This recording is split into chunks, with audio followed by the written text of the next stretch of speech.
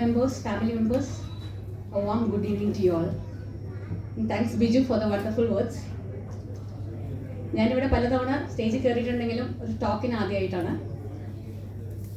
ഇപ്പോൾ return filing സമയമായതുകൊണ്ടും I thought better to give an idea of the income tax provisions applicable. ഞാനിവിടെ deal ചെയ്യാൻ പോകുന്ന only individual filings. ബിസിനസ്സുകാരുടെ ഞാൻ touch ചെയ്യുന്നില്ല, ബിക്കോസ് അത് വളരെ വാസ്റ്റാണ്. അത് നമുക്ക് അത് ചാർട്ടേഡ് അക്കൗണ്ടിൻ്റെ സഹായം ഇല്ലാതെ ഒന്നും അതിൻ്റെ ഫൈനലൈസേഷനോ കമ്പ്യൂട്ടേഷനോ ഒന്നും സാധിക്കാറില്ല. So I am just into only individual filings and only income tax, no GST topic. GST ഒന്നും നമുക്ക് സമയക്കുറവാണ്. അപ്പോൾ will start with individual filings, income tax. Okay.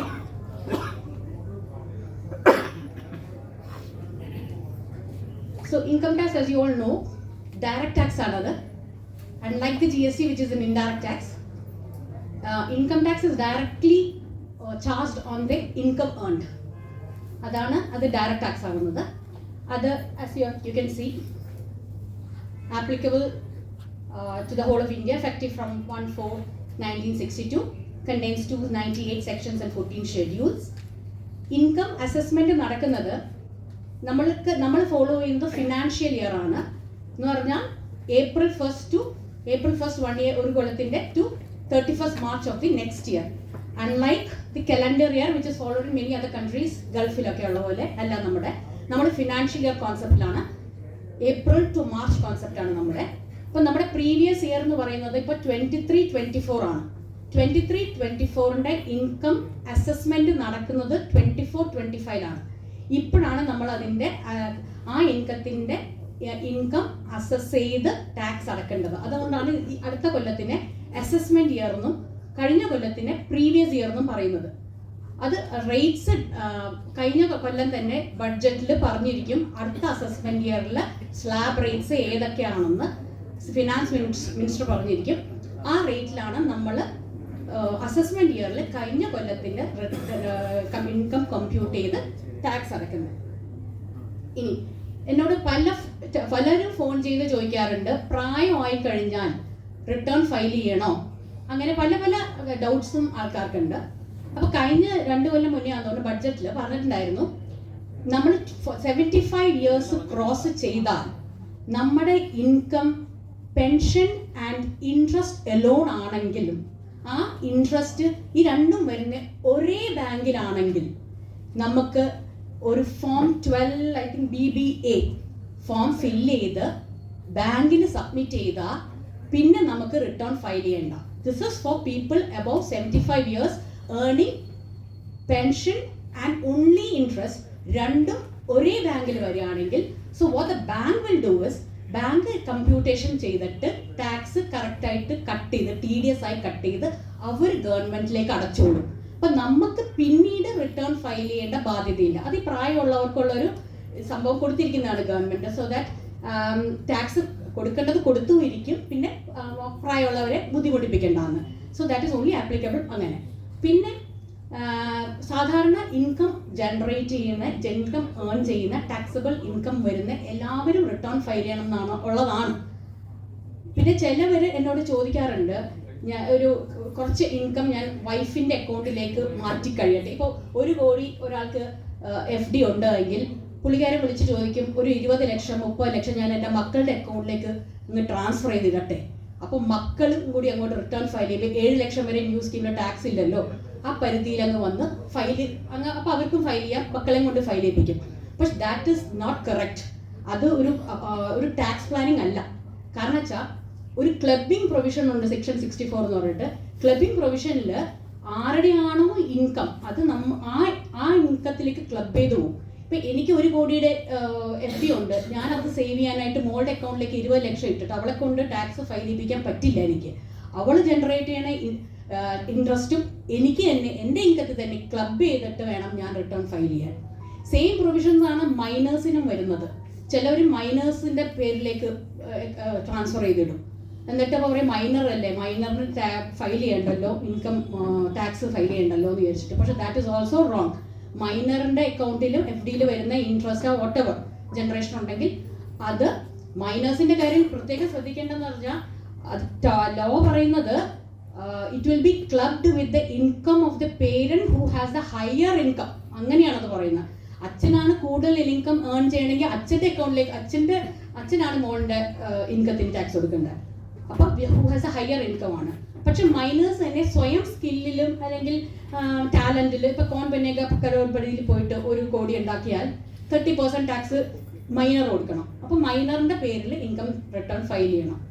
അപ്പൊ ഇത് ഞാൻ ജസ്റ്റ് പറഞ്ഞതുകൊണ്ട്, കാരണം പല എനിക്ക് ടെലിഫോണിക് ക്വറീസ് കൂടുതലും ഇതൊക്കെ ചോദിച്ചു വരാറുണ്ട്. Now let's just go on to the computation of income. Income tax compute ചെയ്യുമ്പോൾ നമുക്ക് ആകെ കൂടി 5 ഹെഡേ ഉള്ളൂ. Okay, salary, house property, profits and gains from business of profession, capital gains, income from other sources. നമ്മുടെ എല്ലാ ഇൻകമും ഇതിൻ്റെ ഉള്ളിൽ തന്നെ വരും. വേറെ ഒരു ഹെഡ് നമുക്കില്ല. So whatever you earn will be either computed in one of these. Okay, അതിൽ ഞാനിപ്പോൾ third one profits and gains of business and profession ഞാൻ ഇവിടെ ഡിസ്കസ് ചെയ്യുന്നില്ല. Because that's very vast and time ലിമിറ്റും ബിസിനസ്സുകാർക്ക് വേണ്ടി മാത്രമുള്ളതുമാണ്. അപ്പം next first go to salary. Okay, salary എന്ന് പറയുമ്പോൾ ഞാൻ കാണിച്ചിരിക്കുന്നതാണ് സാലറിയുടെ എല്ലാം. സാലറിയുടെ മെയിൻ കാര്യം എന്ന് പറഞ്ഞാൽ സാലറിക്ക് ഒരു എംപ്ലോയി റിലേഷൻഷിപ്പ് ഉണ്ടായിരിക്കണം സാലറിക്ക്. എന്നാൽ മാത്രമേ സാലറിയിൽ വരുള്ളൂ. അപ്പോൾ സാലറിയിൽ വരുന്നതാണ് salary, DA, fees, bonus, allowances, perquisites. ഇതൊക്കെ എംപ്ലോയ്മെൻറ്റിലുള്ളവരുടെയാണ്. പിന്നെ നമ്മൾ റിട്ടയർ ആയി കഴിയുമ്പോൾ ഗ്രാറ്റുവിറ്റി, പെൻഷൻ, പിന്നെ advance salary, arrear salary, employer's contribution to PF, ഇതെല്ലാം നമ്മുടെ സാലറി ഇൻകമാണ്. ഇതിന് പെൻഷൻ എന്ന് പറയുമ്പോഴത്തേക്ക് ഫാമിലി പെൻഷൻ വരില്ല. ഫാമിലി പെൻഷൻ എന്ന് പറയുന്നത് എംപ്ലോയി റിലേഷൻഷിപ്പ് ഇല്ല. ഫാമിലി പെൻഷൻ എപ്പോഴാണ് കിട്ടുന്നത്? നമുക്ക് ഒരാൾ മരിക്കുമ്പോൾ, നമ്മൾ മരിച്ചു കഴിഞ്ഞ് നമ്മുടെ സ്പൗസിന് കിട്ടുന്ന പെൻഷനാണ് family pension. So there is no employer-employee relationship in family pension. So family pension will be charged under income from other sources. 5ാമത്തെ ഹെഡാണത്. അവിടെയാണ് ഫാമിലി പെൻഷൻ കാണിക്കുന്നത്. ബാക്കി സർവീസ് പെൻഷൻ എല്ലാം വരുന്നത് ഈ സാലറിയുടെ ഉള്ളിലാണ്. അപ്പോൾ സാലറിയുടെ ഉള്ളിൽ നമ്മൾ ആദ്യം തന്നെ സാലറി കിട്ടുന്നവരും പെൻഷൻ കിട്ടുന്നവരും സാലറി മുഴുവൻ ഇങ്ങനെ ഇതേപോലെ കമ്പ്യൂട്ട് ചെയ്യും. അത് കഴിഞ്ഞ് സാലറിക്ക് നമുക്ക് സ്റ്റാൻഡേർഡ് ഡിഡക്ഷൻ ഉണ്ട്. 50,000 രൂപ കുറക്കാം സാലറിക്ക്. അത് ഇപ്പോൾ ന്യൂ സ്കീമിനും ഓൾഡ് സ്കീമിനും ഉണ്ട്. കഴിഞ്ഞ കൊല്ലം ന്യൂ സ്കീമിൽ ഇല്ലായിരുന്നു. ഈ കൊല്ലം 2 സ്കീമിലും ഈ 50,000 സ്റ്റാൻഡേർഡ് ഡിഡക്ഷൻ ഉള്ളതാണ്. പിന്നെ എൻ്റർടൈൻമെൻറ്റ് അലവൻസും ഈ പ്രൊഫഷണൽ ടാക്സും ഓൾഡ് സ്കീമിൽ പോയവർക്കേ ഉള്ളൂ. ഓൾഡ് സ്കീം എന്ന് പറഞ്ഞാൽ ഞാൻ വെൽക്കം ടു ദാറ്റ്. ഓൾഡ് സ്കീമിൽ വരുന്നവർക്കേ ഉള്ളൂ ഈ എൻ്റർടൈൻമെൻറ്റ് അലവൻസ് ഗവൺമെൻറ് എംപ്ലോയീസിന് കുറയ്ക്കാം. പ്രൊഫഷണൽ ടാക്സ് എല്ലാവരും 2,500 വെച്ചും ഒരു കൊല്ലം അടക്കുന്നുണ്ടാവും ഈ എംപ്ലോയ്മെൻറ്റിലുള്ള ആൾക്കാർ. അതും അവർക്ക് കുറക്കാം. That is all for old scheme. New സ്കീമിൽ only standard deduction is available. So that is it. Standard deduction 50,000 or the amount of salary whichever is lower. മിക്കവാറും 50,000 തന്നെയാണ് വരുന്നത്. Entertainment allowance only for government and then the professional tax can be deducted. Okay, അതാണ് സാലറിയുടെ. Salary അപ്പം നമ്മൾ salary ഉണ്ടാക്കുന്നവർക്ക് ഇത് compute ചെയ്ത് salary ആയി. ഇനി next one is the income from house property. അതാണ് നമ്മുടെ അടുത്ത head. Income from house property എന്ന് പറഞ്ഞാൽ റെന്റൽ ഇൻകം റിസീവ്ഡ് ആണ് ഇൻകം ഫ്രം ഹൗസ് പ്രോപ്പർട്ടി. എന്തൊക്കെ റെന്റ് നമുക്ക് കിട്ടുന്നു അതെല്ലാം നമുക്ക് ഇൻകം ഫ്രം ഹൗസ് പ്രോപ്പർട്ടിയുടെ ഉള്ളിലാണ് നമ്മൾ കാണിക്കേണ്ടത്. ശരിക്കും നമ്മളിപ്പോൾ സ്വന്തമായിട്ട് വീട് താമസിക്കുന്ന സെൽഫ് ഒക്യുപ്പൈഡ് പ്രോപ്പർട്ടി, നമ്മൾക്ക് വീടുണ്ട്, അതിൽ റെന്റ് ഇല്ലല്ലോ. അപ്പൊ അതിന് ഗ്രോസ് ആനുവൽ വാല്യൂ 0. അങ്ങനെ നമുക്ക് സെൽഫ് ഒക്യുപ്പൈഡ് ആയിട്ട് 2 പ്രോപ്പർട്ടി കാണിക്കാം. സെൽഫ് ഒക്യുപ്പൈഡ് ആയിട്ട് 0 ആനുവൽ വാല്യൂ ആയിട്ട്. പിന്നെ അല്ല, മൂന്നാമത്തെ ഒരു പ്രോപ്പർട്ടി നമ്മൾ വാടകയ്ക്കൊന്നും കൊടുത്തിട്ടില്ല, വെറുതെ ഇട്ടിരിക്കുകയെന്ന് വിചാരിച്ചാൽ പോലും ഡീം റെന്റ് കാണിക്കണം. ഡീം റെന്റ് പ്രൊവിഷൻസ് ഉള്ളതാണ്. ഇൻകം ടാക്സ് ഡിപ്പാർട്ട്മെന്റിൽ നിന്ന് നോട്ടീസുകൾ അതിനും വരാം. എന്ന് പറഞ്ഞാൽ 2 പ്രോപ്പർട്ടിക്ക് 0 ഗ്രോസ് ആനുവൽ വാല്യൂ ഒന്നും കിട്ടുന്നില്ല എന്ന് കാണിക്കാം. മൂന്നാമത്തെ ഒരു പ്രോപ്പർട്ടി വെറുതെ കൂട്ടിയിട്ടിരിക്കുകയാണെങ്കിൽ അതിന് ഡീം റെന്റ് വരും. എന്ന് പറഞ്ഞാൽ അടുത്തുള്ള പരിസരത്തിലൊക്കെ എത്ര റെന്റ് നോക്കിയിട്ട് ആ റെന്റ് ടാക്സബിൾ ആണ് ഈ ഇൻകം ഫ്രം ഹൗസ് പ്രോപ്പർട്ടിയിൽ. അപ്പോൾ അതിലാണ് the property should consist of land or building apartment too. പിന്നെ owner assessee should be the owner.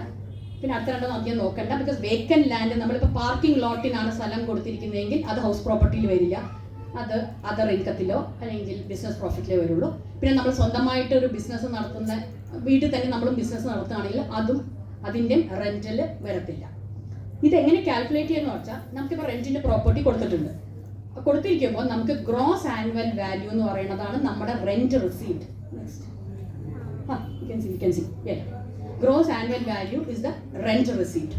അതിന് നമുക്ക് municipal taxes, corporation taxes paid കുറയ്ക്കാം. ഈ കോർപ്പറേഷൻ ടാക്സസ് പെയ്ഡ് എന്ന് പറയുന്നത് ആക്ച്വലി പെയ്ഡേ കുറക്കാൻ പറ്റുള്ളൂ, അക്രൂഡ് കുറക്കാൻ പറ്റില്ല. എന്ന് പറഞ്ഞാൽ നമ്മൾ കഴിഞ്ഞ കൊല്ലം 23-24 ആണല്ലോ ഇപ്പൊ ചെയ്യുന്നത്. കഴിഞ്ഞ കൊല്ലം നമ്മൾ പേ ചെയ്തില്ല, അതെല്ലാം കൂടി ഈ കൊല്ലം കൂടി പേ ചെയ്തു എന്ന് പറഞ്ഞാൽ ഒരു ഡിഡക്ഷനും ഇല്ല കോർപ്പറേഷൻ ടാക്സിന്. പേ ചെയ്ത കൊല്ലം കിട്ടും. അപ്പൊ ഈ കൊല്ലത്തിന്റെ കമ്പ്യൂട്ടേഷൻ അടുത്ത കൊല്ലം എടുക്കുമ്പോൾ നമുക്ക് എത്രയൊക്കെ പേ ചെയ്തു അത് മുഴുവൻ കിട്ടും. So it is on actually paid basis ഈ മുനിസിപ്പൽ ടാക്സ് വരുന്നത്. എന്നിട്ട് നമുക്ക് നെറ്റ് ആനുവൽ വാല്യൂ കിട്ടും. ഗ്രോസ് ആനുവൽ വാല്യൂന്ന് കോർപ്പറേഷൻ ടാക്സ് കുറച്ച് കഴിയുമ്പോൾ നെറ്റ് ആനുവൽ വാല്യൂ. ഓക്കെ, അതിൽ നിന്ന് നമുക്ക് കുറക്കാൻ പറ്റുന്ന വെച്ചാൽ 30% റിപ്പയർസിന് വേണ്ടി നമുക്ക് കുറയ്ക്കാം. അത് സ്റ്റാൻഡേർഡ് ഡിഡക്ഷൻ പോലെയാണ് വരുന്നത്. കാരണം വെച്ചാൽ നമുക്ക് എന്തായാലും ഒരു വീട് വാടകയ്ക്ക് കൊടുക്കുമ്പോൾ എന്തായാലും റിപ്പയർസും കാര്യങ്ങളൊക്കെ ഉണ്ടാവുമല്ലോ. അപ്പോൾ റിപ്പയർസ് ചെയ്താലും ചെയ്തില്ലെങ്കിലും ഈ 30% അവിടെ കുറയ്ക്കാം. പലരും എന്നെ വിളിച്ച് പറയാറുണ്ട്, വൈറ്റ് വാഷ് ചെയ്തു, അത് ചെയ്തു, ഇത് ചെയ്തു, പക്ഷെ അതിനൊന്നും കിട്ടത്തില്ല. അതൊക്കെ ചിലപ്പോൾ 30%-ക്കാൾ കൂടുതലാണെങ്കിൽ അതൊന്നും കിട്ടാൻ പോകില്ല.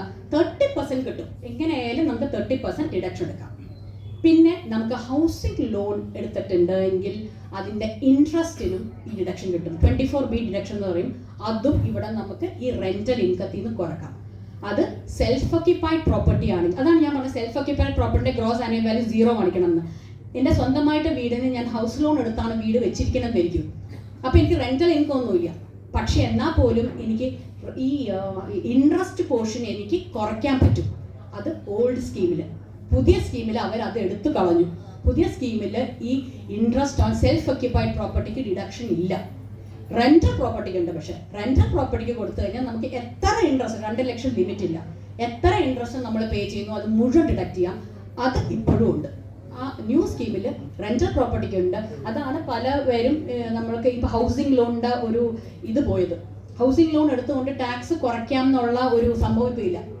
കാരണം വെച്ചാൽ കുറയ്ക്കാൻ പറ്റില്ല. പണ്ടാണെങ്കിൽ കുറയ്ക്കായിരുന്നു, സാലറിയിൽ നിന്ന് കുറഞ്ഞു കിട്ടുമായിരുന്നു. എന്ന് വെച്ചാൽ സാലറി ഇൻകത്തിൽ നിന്ന്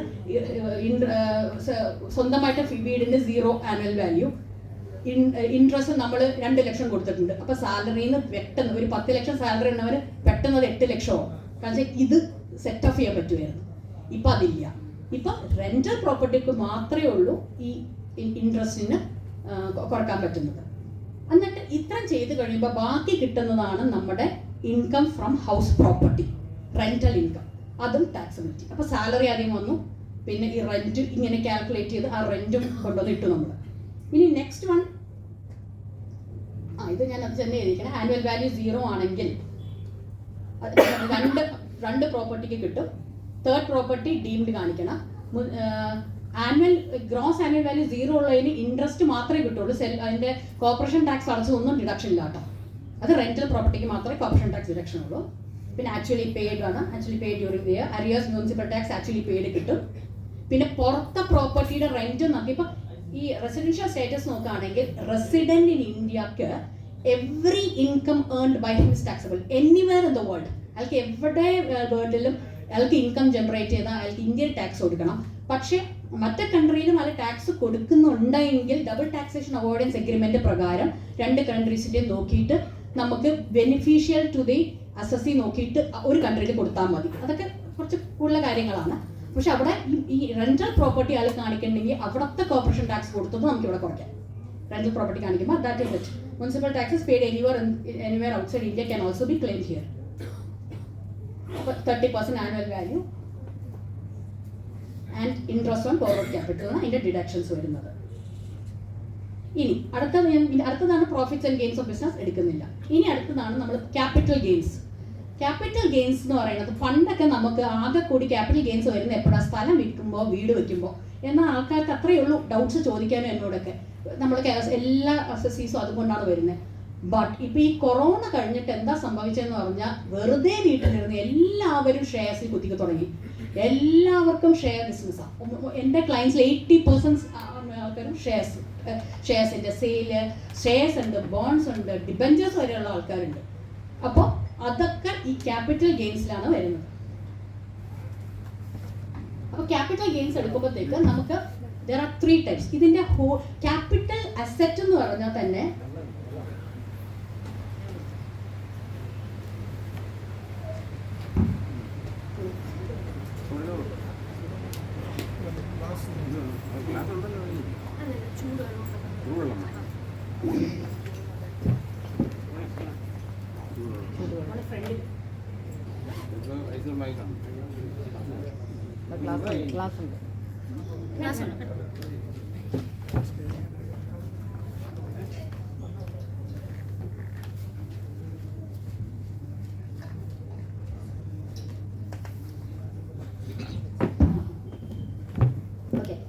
ക്യാപിറ്റൽ ഗെയിൻസ് വരുന്നത് when you transfer capital asset ആണ്.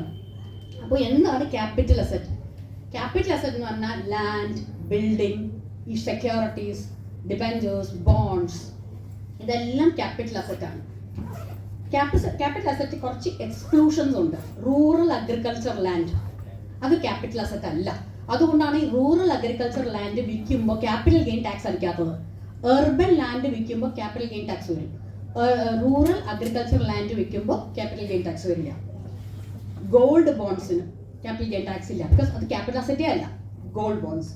പിന്നെ കുറച്ച് പേഴ്സണൽ ഇഫക്ട്സ് എന്ന് പറയുന്നത് നമ്മുടെ വീട്ടിൽ ഉപയോഗിക്കുന്ന ഫർണിച്ചർ, അങ്ങനത്തെ യൂട്ടൻസിൽസ്, ഇതൊന്നും വിൽക്കുമ്പോൾ ക്യാപിറ്റൽ ഗെയിൻ ടാക്സ് വരത്തില്ല. ബട്ട് അതിൽ എക്സെപ്ഷൻസ് ഉള്ളത് ജുവലറിയാണ്. ജുവലറി വിൽക്കുമ്പോൾ ക്യാപിറ്റൽ ഗെയിൻ ടാക്സ് വരും. ജുവലറി അതാണ് എന്തെങ്കിലും നമ്മൾ ഈ സോഴ്സസ് കാണിക്കാനേ പല അസസീസും എൻ്റെ ക്ലയൻസ് തന്നെയുണ്ട്. സോഴ്സ് കാണിക്കാൻ ജുവലറി വിറ്റുന്നതും അത് ജുവലറി അത് തന്നെ സ്വർണ്ണം വിറ്റ പൈസയാണ് എന്ന് പറഞ്ഞ് 3-4 ലക്ഷം കാണിക്കും. സ്വർണ്ണം വിറ്റ പൈസയാണെങ്കിൽ ക്യാപിറ്റൽ ഗെയിൻ ടാക്സ് അടച്ചിരിക്കണം.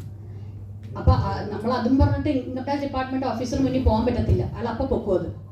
അപ്പോൾ ജുവലറിക്കും പിന്നെ ആർക്കിയോളജിക്കൽ കളക്ഷൻസ്, പെയിന്റിങ്സ്, വാല്യൂ ഉള്ള ആർട്ട് വാല്യൂ ഉള്ള സംഭവങ്ങളെല്ലാം വിറ്റാലും ക്യാപിറ്റൽ ഗെയിൻ ടാക്സ് വരും. അത് ക്യാപിറ്റൽ അസറ്റാണ്. അത് പേഴ്സണലി നമ്മുടെ സ്വന്തമാണെങ്കിലും പേഴ്സണൽ ഇഫക്റ്റ് ആണെങ്കിലും ഇതെല്ലാം നമുക്ക് ക്യാപിറ്റൽ ഗെയിൻ ടാക്സ് അടിക്കുന്ന ഒരു കാര്യമാണ്. ഇനി ഈ ക്യാപിറ്റൽ ഗെയിൻസ് തന്നെ അടുത്താണ്. ക്യാപിറ്റൽ ഗെയിൻസ് തന്നെ നമ്മൾ ഈ പീരീഡ് ഓഫ് ഹോൾഡിംഗ് വെച്ചിട്ടാണ് എടുക്കുന്നത്. അപ്പോൾ ആദ്യത്തെ ഷോർട്ട് ടേം ക്യാപിറ്റൽ ഗെയിൻ അതാണ് STC. അതെന്ന് പറയുന്നത് ഇപ്പോഴത്തെ സെക്യൂരിറ്റി, ഷെയർസ്, അതാണ് ഷെയർസ് ആണ്. Shares in A recognised stock exchange എന്ന് പറഞ്ഞാൽ റെക്കഗ്നൈസ്ഡ് സ്റ്റോക്ക് എക്സ്ചേഞ്ചിൽ ട്രേഡ് ചെയ്യാൻ പറ്റിയ ഷെയർസ്, അതാണ്. അതും units of equity oriented fund. Equity oriented fund എന്ന് പറഞ്ഞാൽ mutual funds where 65% or more is in equity, അതാണ് equity oriented fund. Zero coupon bonds എന്ന് പറഞ്ഞാൽ ചില ബോണ്ട്സ് വളരെ ഡീപ് ഡിസ്കൗണ്ടിലാണ് നമുക്ക് കിട്ടുന്നത്, അതാണ് സീറോ കൂപ്പൺ ബോണ്ട്സ്. അപ്പൊ ഈ 3 ഹോൾഡിംഗ് പീരീഡ് നമ്മൾ നോക്കുന്നത് 12 months ആണ്. 12 months കുറവാണ് നമ്മൾ ഹോൾഡ് ചെയ്യണമെങ്കിൽ ഷോർട്ട് ടേം ക്യാപിറ്റൽ അസറ്റ് ആയി, കൂടുതലാണെങ്കിൽ അതിനെ ലോങ് ടേം ക്യാപിറ്റൽ അസറ്റ് ആയി, ഒരു കൊല്ലത്തിൽ കൂടുതലാണെങ്കിൽ. അപ്പൊ നമ്മൾ ആദ്യം തന്നെ നമ്മുടെ കയ്യിലിരിക്കുന്ന ക്യാപിറ്റൽ അസറ്റ് ഏതിന് വരും നോക്കണം. എന്ന് വെച്ചാൽ അത് ഇതിലാണോ വരും. ഷെയർസ് ആണെങ്കിൽ 12 മാസം ഹോൾഡ് ചെയ്താൽ ഷോർട്ട് ടേം, 12 മാസത്തിൽ കൂടുതൽ ഹോൾഡ് ചെയ്താലേ അത് ലോങ് ടേം ആവുള്ളൂ. ബിക്കോസ് രണ്ടിനും ടാക്സ് റേറ്റ്സ് വ്യത്യാസമാണ്. അപ്പൊ നമ്മളത് പ്ലാൻ ചെയ്യണം എങ്ങനെയാണെന്ന് വെച്ചാൽ. പിന്നെ അടുത്തതെന്ന് പറയുന്നത് അൺലിസ്റ്റഡ് ഷെയർസ് ഉണ്ട്, പ്രൈവറ്റ് കമ്പനിയുടെ ഷെയർസ്, അൺലിസ്റ്റഡ് ഷെയർസ് ഒക്കെ. അത് പിന്നെ നമ്മുടെ ഈ വീട്, ലാൻഡ് ആൻഡ് ബിൽഡിംഗ്, അതിൻ്റെ ഹോൾഡിംഗ് പീരീഡ് 2 years ആണ്. 2 years എന്ന് പറഞ്ഞാൽ short term capital asset if held for 24 months. അതിൽ കൂടുതൽ നമ്മൾ ഹോൾഡ് ചെയ്താൽ അത് ലോങ് ടേം ക്യാപിറ്റൽ അസറ്റ് ആയി. ഈ രണ്ടെണ്ണം. ഇനി അടുത്തെന്ന് പറഞ്ഞാൽ unlisted securities other than shares ഉണ്ട്. അത് ചിലതൊക്കെ HDFC സെക്യൂരിറ്റീസ് ഒക്കെ ഉള്ളത്. അതെന്ന് വെച്ചാൽ അല്ലാത്ത സെക്യൂരിറ്റീസ് ഉണ്ട്, ഡിബഞ്ചേഴ്സ്, അതെല്ലാം ലിസ്റ്റഡ് അല്ല, ഷെയർസും അല്ല, അങ്ങനത്തെ സംഭവങ്ങളുണ്ട്. അതും പിന്നെ അതർ ക്യാപിറ്റൽ അസറ്റ്, ഞാൻ പറഞ്ഞ ജുവല്ലറി അങ്ങനത്തെ സാധനങ്ങളൊക്കെ ഹോൾഡിംഗ് പീരീഡ് 3 years ആണ്. എന്ന് പറഞ്ഞാൽ ഷോർട്ട് ടേം ക്യാപിറ്റൽ അസറ്റ് ആവും 3 years വരെ. 3 years കഴിഞ്ഞ് കൂടുതൽ ഹോൾഡ് ചെയ്താൽ അത് ലോങ് ടേം ആയി. അപ്പൊ ഇത് നമ്മുടെ അസറ്റ് ഏത് അസറ്റാണ് നമ്മൾ ആദ്യം നോക്കണം വിൽക്കുന്നതിന് മുമ്പ്. നമ്മുടെ ഷോർട്ട് ടേം ആണോ ലോങ് ടേം ആണോ, അപ്പൊ ഇത് വെച്ചിട്ട് നമ്മളത് നോക്കും. അതിന്റെ ടാക്സേഷൻ റേറ്റ്സ് ആണ് ഇവിടെ ഇരിക്കുന്നത്. നമ്മളിപ്പോൾ immovable property, land and building ആണ് വിൽക്കുന്നത് എന്ന് വിചാരിച്ചോളൂ. അതിന്റെ കമ്പ്യൂട്ടേഷൻ ഞാൻ അടുത്ത സ്ലൈഡിൽ പറയും. അതിന്റെ ടാക്സ് റേറ്റ് എന്ന് വെച്ചാൽ നമ്മൾ കമ്പ്യൂട്ടേഷൻ ചെയ്തിട്ട് അവസാനം വരുന്നതിന്റെ 20% ആണ് capital gain tax land and building വിൽക്കുമ്പോൾ. അടുത്തത് long term capital gains from transfer of equity share. ഞാൻ ഈ 12 മന്ത്സിന്റെ പറഞ്ഞത് equity shares, equity oriented fund ആണെങ്കിൽ അതിന്റെ ടാക്സ് റേറ്റ് എന്ന് പറയുന്നത് ആദ്യത്തെ 1 ലക്ഷത്തിന് ടാക്സ് ഇല്ല, അത് കഴിഞ്ഞ് 10% ടാക്സ്. ലോങ് ടേം ക്യാപിറ്റൽ ഗെയിൻസിന് ഒരു കുറച്ച് കൊല്ലം മുമ്പ് കംപ്ലീറ്റ്ലി ടാക്സ് ഫ്രീ ആയിരുന്നു, ടാക്സ് മുഴുവൻ എടുത്തു കളഞ്ഞിരുന്നു. എന്നിട്ടാണ് സെക്യൂരിറ്റീസ് ട്രാൻസാക്ഷൻ ടാക്സ് കൊണ്ട് സംഭവം STT ഗവൺമെന്റ് കൊണ്ടുവന്നത്. പക്ഷേ അതിനുശേഷം STT ഇപ്പോഴും ഉണ്ട്, ഇതും കൊണ്ടുവന്നു. ഫസ്റ്റ് 1 ലാഖിന് വരെ ടാക്സ് ഇല്ല, 1 ലാഖ് കഴിയുമ്പോൾ 10% ടാക്സ് നമ്മൾ ഈ ഷെയർസ് വിറ്റാൽ കൊടുക്കണം. ഒരു കൊല്ലത്തിൽ ഹോൾഡ് ചെയ്ത ഷെയർസ്, ഒരു കൊല്ലത്തിൽ കൂടുതൽ ഹോൾഡ് ചെയ്ത ഷെയർസ് വിറ്റ് കഴിയുമ്പോഴാണ് ഞാൻ ഈ പറയുന്നത്. ഇനി അതിന്റെ ഷോർട്ട് ടേം, ഇനി 12 മാസത്തിനുള്ളിലാണ് വിൽക്കുന്നതെങ്കിൽ ഇക്വിറ്റിയും ഈ ഇക്വിറ്റി ഓറിയന്റഡ് ഫണ്ട് വിൽക്കുകയാണെങ്കിൽ ടാക്സ് റേറ്റ് 15%. അതിന് എക്സംഷൻസ്, ഈ 1 ലക്ഷം എക്സംഷൻ ഒന്നുമില്ല, 15% ഫ്ലാറ്റ് റേറ്റ്സ് ആണ് അതൊക്കെ, അത് കൊടുക്കണം. അടുത്തത് ഇനി കമ്പ്യൂട്ടറിന്റെ short term capital gains on immovable property എന്ന് പറഞ്ഞാൽ ഞാൻ ഒരു വീട് വാങ്ങിച്ചു, ഞാനത് 2 കൊല്ലം ഹോൾഡ് ചെയ്യുന്നതിന് മുമ്പ് തന്നെ വിറ്റു. 2 കൊല്ലം ഹോൾഡ് ചെയ്ത് കഴിഞ്ഞാലേ അത് ലോങ് ടേം ആവുള്ളൂ. ലോങ് ടേം ആവുന്നതിന് മുമ്പ് ഞാൻ വിറ്റു, ഞാൻ വാങ്ങിച്ചു, നെക്സ്റ്റ് ഇയർ തന്നെ വിറ്റു. അപ്പോൾ അതിന്റെ കമ്പ്യൂട്ടേഷൻ എങ്ങനെയാണ്? ഫുൾ വാല്യൂ ഓഫ് കൺസിഡറേഷൻ അതാണ്. അത് കഴിഞ്ഞിട്ട് എക്സ്പെൻഡിച്ചേഴ്സ് ഇൻപുട്ട്, നമുക്ക് ബ്രോക്കറേജ് എന്തെങ്കിലും കൊടുത്തിട്ടുണ്ടെങ്കിൽ അത് കുറയ്ക്കാം. അപ്പം നെറ്റ് സെയിൽ കൺസിഡറേഷൻ കിട്ടി. അവിടെ നിന്ന് നമുക്ക് കോസ്റ്റ് ഓഫ് അക്വിസിഷൻ നമ്മളെ പർച്ചേസ് കോസ്റ്റ് അത് കുറയ്ക്കാം. പിന്നെ ആ വീട്ടിൽ കിടന്ന് നമ്മൾ എന്തെങ്കിലുമൊക്കെ വേറെ എന്തെങ്കിലുമൊക്കെ പണിത് അതിൻ്റെ കുറച്ച് ഗാർഡൻ സെറ്റ് ചെയ്തതോ എന്തെങ്കിലുമൊക്കെ റിനോവേഷൻസ് നടത്തി അത് ഇംപ്രൂവ്മെന്റ് കോസ്റ്റാണ്, അതും കുറയ്ക്കാം. എന്നിട്ട് വരുന്നതാണ് ക്യാപിറ്റൽ ഗെയിൻ. ഈ ക്യാപിറ്റൽ ഗെയിൻസ് ആണ് ചാർജബിൾ ടു ടാക്സ്. ഈ short term capital gains on ഈ ഇമ്മൂവബിൾ പ്രോപ്പർട്ടിയുടെ ഒക്കെ ട്രാൻസ്ഫറിന്റെ എന്ന് പറയും, അത് അതിന്റെ റേറ്റ് എന്ന് പറഞ്ഞാൽ നമ്മുടെ ഇൻഡിവിജ്വൽ സ്ലാബ് റേറ്റ്സ് കയറിപ്പോകും. എന്നുവെച്ചാൽ നമ്മുടെ സാലറി ഉണ്ട്, ഹൗസ് പ്രോപ്പർട്ടി ഉണ്ട്, ഈ ക്യാപിറ്റൽ ഗെയിൻസ് കൂടി കയറും. എന്നിട്ട് എല്ലാം കൂടി കൂട്ടിയിട്ടാണ് നമ്മൾ ഈ ടാക്സ് റേറ്റ്സ് എടുക്കുന്നത്. അതിനല്ലാതെ സ്റ്റാൻഡേർഡ് 10%, 15% ഇതിനില്ല. ഈ ഹൗസ് നമ്മുടെ ഇമ്മൂവബിൾ പ്രോപ്പർട്ടിയുടെ ഷോർട്ട് ടേമിനില്ല. ഇറ്റ് വിൽ ജസ്റ്റ് അത് മറ്റേ ഇൻകത്തിൻ്റെ കൂടി കൂട്ടിയിട്ടാണ് അതിൻ്റെ ടാക്സ് വരുന്നത്. ഇനി computation of short term shares, നമ്മൾ 12 മാസത്തിനുള്ളിൽ വിൽക്കുന്ന ഷെയർസ് ആണെങ്കിലും full value of consideration minus brokerage selling expenses, net sale consideration less purchase cost, capital gains, short term capital gains. പക്ഷേ ഈ ക്യാപിറ്റൽ ഗെയിൻസിന്റെ റേറ്റ് 15%. എന്നുവെച്ചാൽ ഷെയർ വാങ്ങിച്ച് നമ്മൾ 12 മാസത്തിന് മുമ്പ് വിറ്റ് കഴിഞ്ഞാൽ 15% ടാക്സ് ഷെയർസിനും ഇക്വിറ്റി ഓറിയന്റഡ് ബോൺസിനും. ഓക്കെ, അടുത്തത് ഇമ്മൂവബിൾ പ്രോപ്പർട്ടി. ഏറ്റവും കൂടുതൽ ഡൗട്ട് ആൾക്കാർക്കുള്ളതാണ് സ്ഥലം വീടും വെക്കുന്ന കാര്യം. അത് ഞാൻ വരുന്നവരാം. അതിന്റെ കാൽക്കുലേഷൻ ആണ് ഇട്ടിരിക്കുന്നത്. Full value of consideration less expenditure, അതും സെല്ലിംഗ് എക്സ്പെൻസസ് ബ്രോക്കറേജ് ഒക്കെ കുറയ്ക്കാം. അപ്പോൾ നെറ്റ് സെയിൽ കൺസിഡറേഷൻ കിട്ടും. അവിടെ നിന്ന് നമ്മൾ ഇൻഡെക്സ് കോസ്റ്റ് ഓഫ് അക്വിസിഷൻ എന്താണെന്ന് ഞാൻ പറഞ്ഞുതരാം. എന്ന് പറഞ്ഞാൽ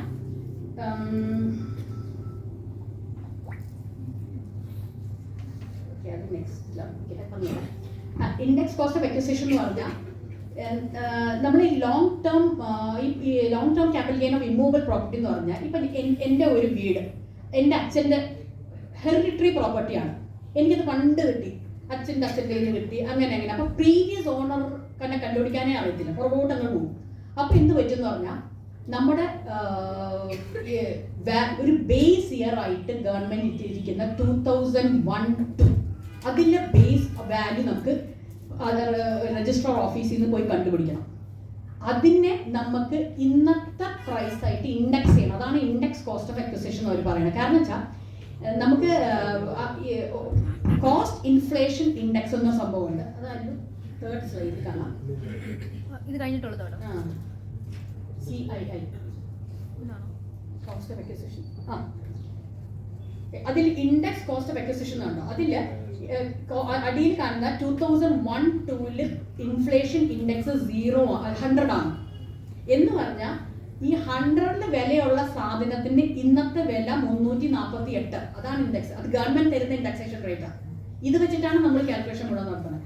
അപ്പൊ നമ്മൾ ഈ 2000-ന് മുമ്പ് നമ്മുടെ അച്ഛന്റെ പ്രോപ്പർട്ടി നമുക്ക് കൈവശം വന്നതോ അച്ഛന് കൈവശം വന്നതോ ആണെങ്കിൽ പോലും നമുക്ക് ഈ റേറ്റ് എടുക്കാം. 2000-ലെ റേറ്റ് എടുത്തിട്ട് അതിനെ ഇൻഡെക്സ് ചെയ്ത് കൊണ്ടുവരാം. എങ്ങനെ ഇൻഡെക്സ് ചെയ്യണേ? നമ്മുടെ കോസ്റ്റ് ഓഫ് അക്വിസിഷൻ എവിടെ നമ്മൾ പോയി അന്വേഷിക്കും, 2000 എത്ര വിലയാ പ്രോപ്പർട്ടിക്കുണ്ട്, 2 ലക്ഷം ഉണ്ടെന്ന് കണ്ടുപിടിച്ചാൽ 2 ലക്ഷത്തിന് നമ്മൾ 348 വെച്ച് മൾട്ടിപ്ലൈ ചെയ്യും. അതാണ് നമ്മുടെ ഇപ്പോഴത്തെ വില ഡിവൈഡഡ് ബൈ 2001-2 റേറ്റ്. ഇത് കുറച്ച് ടെക്നിക്കൽ ആണ്, പക്ഷെ സംഭവം ഇതാണ്. ഇത് നിങ്ങൾ നോക്കുമ്പോൾ ഭയങ്കര അയ്യോ ഇത് മനസ്സിലാവില്ലെന്ന് തോന്നും, ഇത് കുറച്ച് ടെക്നിക്കൽ സാധനമാണ്. പക്ഷെ സംഭവം ഇതാണ്, കോസ്റ്റ് പ്രൈസിനെ നമ്മൾ ഇൻഡെക്സ് ചെയ്ത് ഇൻഫ്ലേഷൻ ഇൻഡെക്സ് ചെയ്ത് ഇന്നത്തെ പ്രൈസ് കണ്ടുപിടിക്കും. കാരണം വെച്ചാൽ അല്ലെങ്കിൽ പണ്ടത്തെ പ്രൈസ് കുറച്ചിട്ട് കാര്യമില്ലല്ലോ, പർച്ചേസ് പ്രൈസ് പണ്ടത്തെ കുറച്ച് എന്ത് ഫുൾ ടാക്സ് കൊടുക്കേണ്ടി വരുന്നു. അപ്പോൾ അവർ ഗവൺമെന്റ് അതിന് വേണ്ടിയാണ് ഈ ഇൻഡെക്സേഷൻ ബെനിഫിറ്റ് ഇരിക്കുന്നത്. അപ്പോൾ നമുക്ക് ഇൻഡെക്സ് ചെയ്ത് ഇൻഡെക്സ് കോസ്റ്റ് ഓഫ് അക്വിസിഷനും ഇൻഡെക്സ് കോസ്റ്റ് ഓഫ് അതുപോലെ ഇംപ്രൂവ്മെന്റ് വരും. നമ്മളിപ്പോൾ ഒരു ലാൻഡാണ്, ലാൻഡിൽ നമ്മൾ മണ്ണിട്ടു, മതിൽ കെട്ടി, ഇതൊക്കെ പല പല ഇയേഴ്സിലായിരിക്കും നമ്മൾ ചെയ്തിരിക്കണം. ആ പല പല ഇയേഴ്സിലെ നമുക്ക് ഇൻഡെക്സ് ചെയ്ത് കൊണ്ടുവരാം, ഇന്നത്തെ വില കണ്ടുപിടിക്കാം. അതും ഒരു ഫോർമുല ഉണ്ട്, അതിൽ ഇൻഡെക്സ് ചെയ്ത് കൊണ്ടുവരാം. എന്നിട്ടാണ് നമ്മൾ ഈ ക്യാപിറ്റൽ ഗെയിൻസ് എടുക്കുന്നത്. ഞാൻ വേറൊരു സംഭവം പറയാം. നിങ്ങൾ ആരെങ്കിലും സ്ഥലമോ വീടോ വിൽപ്പനക്ക് പോകുന്നുണ്ടെങ്കിൽ ആദ്യം ഒരു ചാർട്ടേഡ് അക്കൗണ്ടിനെ കൺസൾട്ട് ചെയ്തേ പറ്റൂ, അല്ലെങ്കിൽ അബദ്ധങ്ങൾ ചെയ്തു വെക്കും. അതുകൊണ്ട് before you cell any land or property consult A CA, because ഇതിൽ ഇഷ്ടം പോലെ ടാക്സ് പ്ലാനിങ്സ് ഉണ്ട്. ടാക്സ് വളരെയധികം കുറയ്ക്കാനുള്ള അവസരങ്ങളുണ്ട്. അപ്പോൾ അതുകൊണ്ട് എപ്പോഴും യു കൺസൾട്ട് യുവർ CA, നിങ്ങളുടെ ചാർട്ടേഡ് അക്കൗണ്ടിനെ നിങ്ങൾ കൺസൾട്ട് ചെയ്തിട്ട് വേണം ഇതിന് പോകാൻ. കാരണം വെച്ചാൽ ഇതിൽ കുറേ കോംപ്ലിക്കേഷൻസും ഉണ്ട്, കുറേ ബെനിഫിറ്റ്സും ഉണ്ട്. നമ്മളല്ലെങ്കിൽ വിട്ടുപോകുന്ന കാര്യങ്ങൾ. ഇപ്പൊ നമ്മൾ ഇപ്പൊ ഇതിൽ തന്നെ ഇപ്പൊ ഇത് ലാൻഡ് ബിൽഡിംഗ് വിൽക്കുന്നതാണ്. ഇതിൽ നമ്മൾ ഫുൾ വാല്യൂ കൺസിഡറേഷൻ ചെയ്ത് നമ്മളിപ്പോൾ എക്സ്പെൻഡിച്ചർ കുറച്ചു, കോസ്റ്റ് കുറച്ചു, ഇംപ്രൂവ്മെന്റ് കുറച്ചു വന്ന് ക്യാപിറ്റൽ ഗെയിൻസിലെത്തി. ശരിക്കും പറഞ്ഞാൽ ക്യാപിറ്റൽ ഗെയിൻസിന് 20% ടാക്സ്. ഇത് വരുമ്പോൾ തന്നെ നമുക്ക് വലിയൊരു തുക വരും. കാരണം വെച്ചാൽ ആൾക്കാർ വിൽക്കാൻ പോകുന്ന 1 കോടിക്കൊക്കെയാണ്. അതിന്റെ പർച്ചേസ് പ്രൈസ് വളരെ തുച്ഛമായിരിക്കും. എത്ര ഇൻഡെക്സ് ചെയ്ത് വന്നാലും നമുക്കൊരു 40 ലക്ഷം 50 ലക്ഷത്തെ നിൽക്കത്തുള്ളൂ. ബ്രോക്കറേജ് കൊടുത്താൽ എന്നാൽ പോലും ഒരു 40 ലക്ഷത്തിന്റെ ക്യാപിറ്റൽ ഗെയിൻ കാണിക്കുമ്പോൾ അതിന്റെ 20% ടാക്സ്, വലിയ എമൗണ്ട് ടാക്സും വരും. ഈ ടാക്സ് അവോയ്ഡ് ചെയ്യാനാണ് അടുത്ത സെക്ഷൻസ്, സെക്ഷൻ 54, 54EC, 54F. വേണമെങ്കിൽ നമുക്ക് ടാക്സ് കൊടുക്കുന്നവർക്ക് കൊടുക്കാം, അല്ലാത്തവർക്ക് വേറെയും ഓപ്ഷൻസ് ഉണ്ട്. അപ്പം അത് ഞാൻ പറയാം. എന്നിട്ട് അതും കൂടി കുറച്ച് കഴിഞ്ഞിട്ടുള്ള എമൗണ്ട് കിട്ടിക്കഴിയുമ്പോൾ അതിൻ്റെ ചിലപ്പോൾ അത് ഇട്ട് കഴിയുമ്പോഴത്തേക്ക് 0 ആയിരിക്കും, ചിലപ്പോൾ ബാക്കി വരും. അതിന് 20% ടാക്സ്. അതാണ് ഈ long term capital gains on immovable properties, land and ബിൽഡിങ്ങിൻ്റെയൊക്കെ ഒരു ഇത്. ഞാൻ മറ്റേ 54 സെക്ഷൻസ് ഞാൻ പിന്നെ വരാം.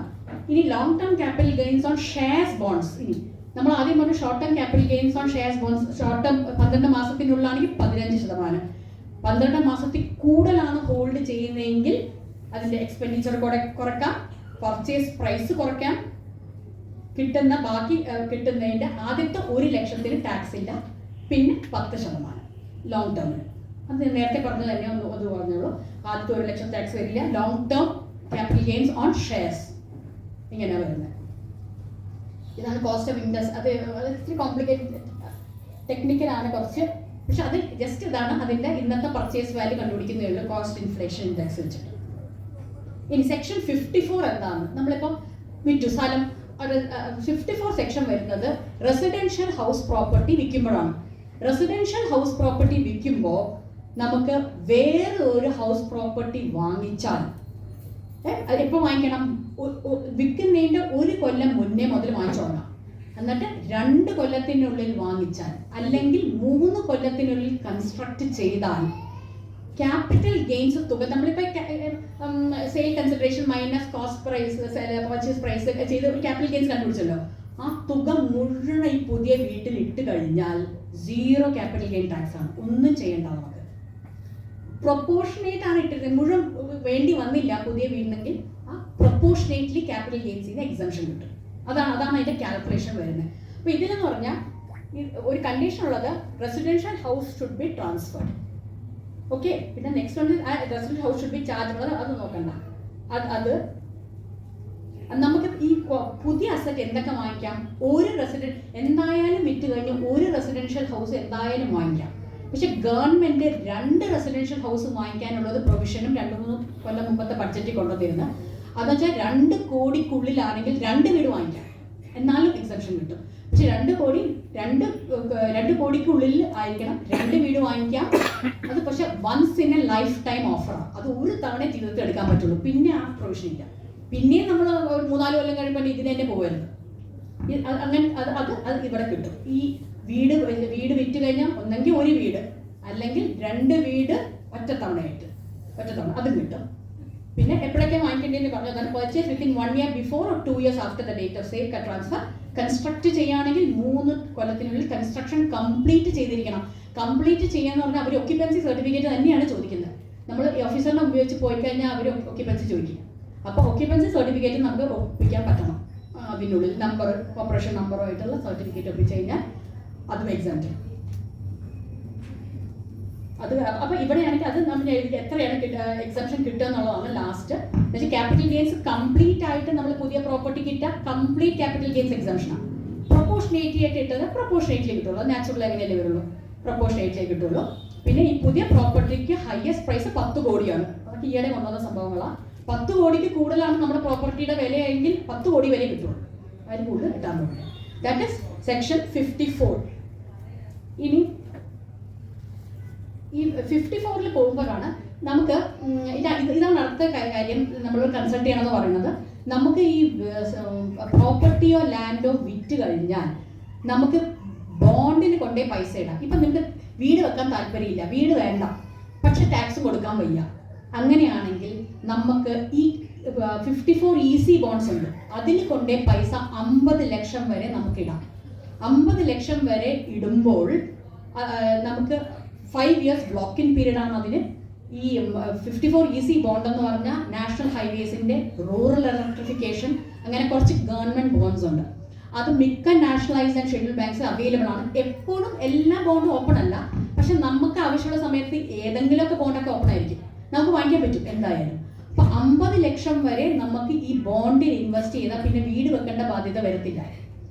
50 lakhs ഉള്ളൂ, വേഗം കൊണ്ട് ആ ബോണ്ടിൽ ഇട്ടാൽ മതി. പെട്ടെന്ന് പൈസ വേണ്ടാത്തവർക്ക് അത് 5 years ബ്ലോക്ക് ഇൻ പീരീഡ് ആണ്.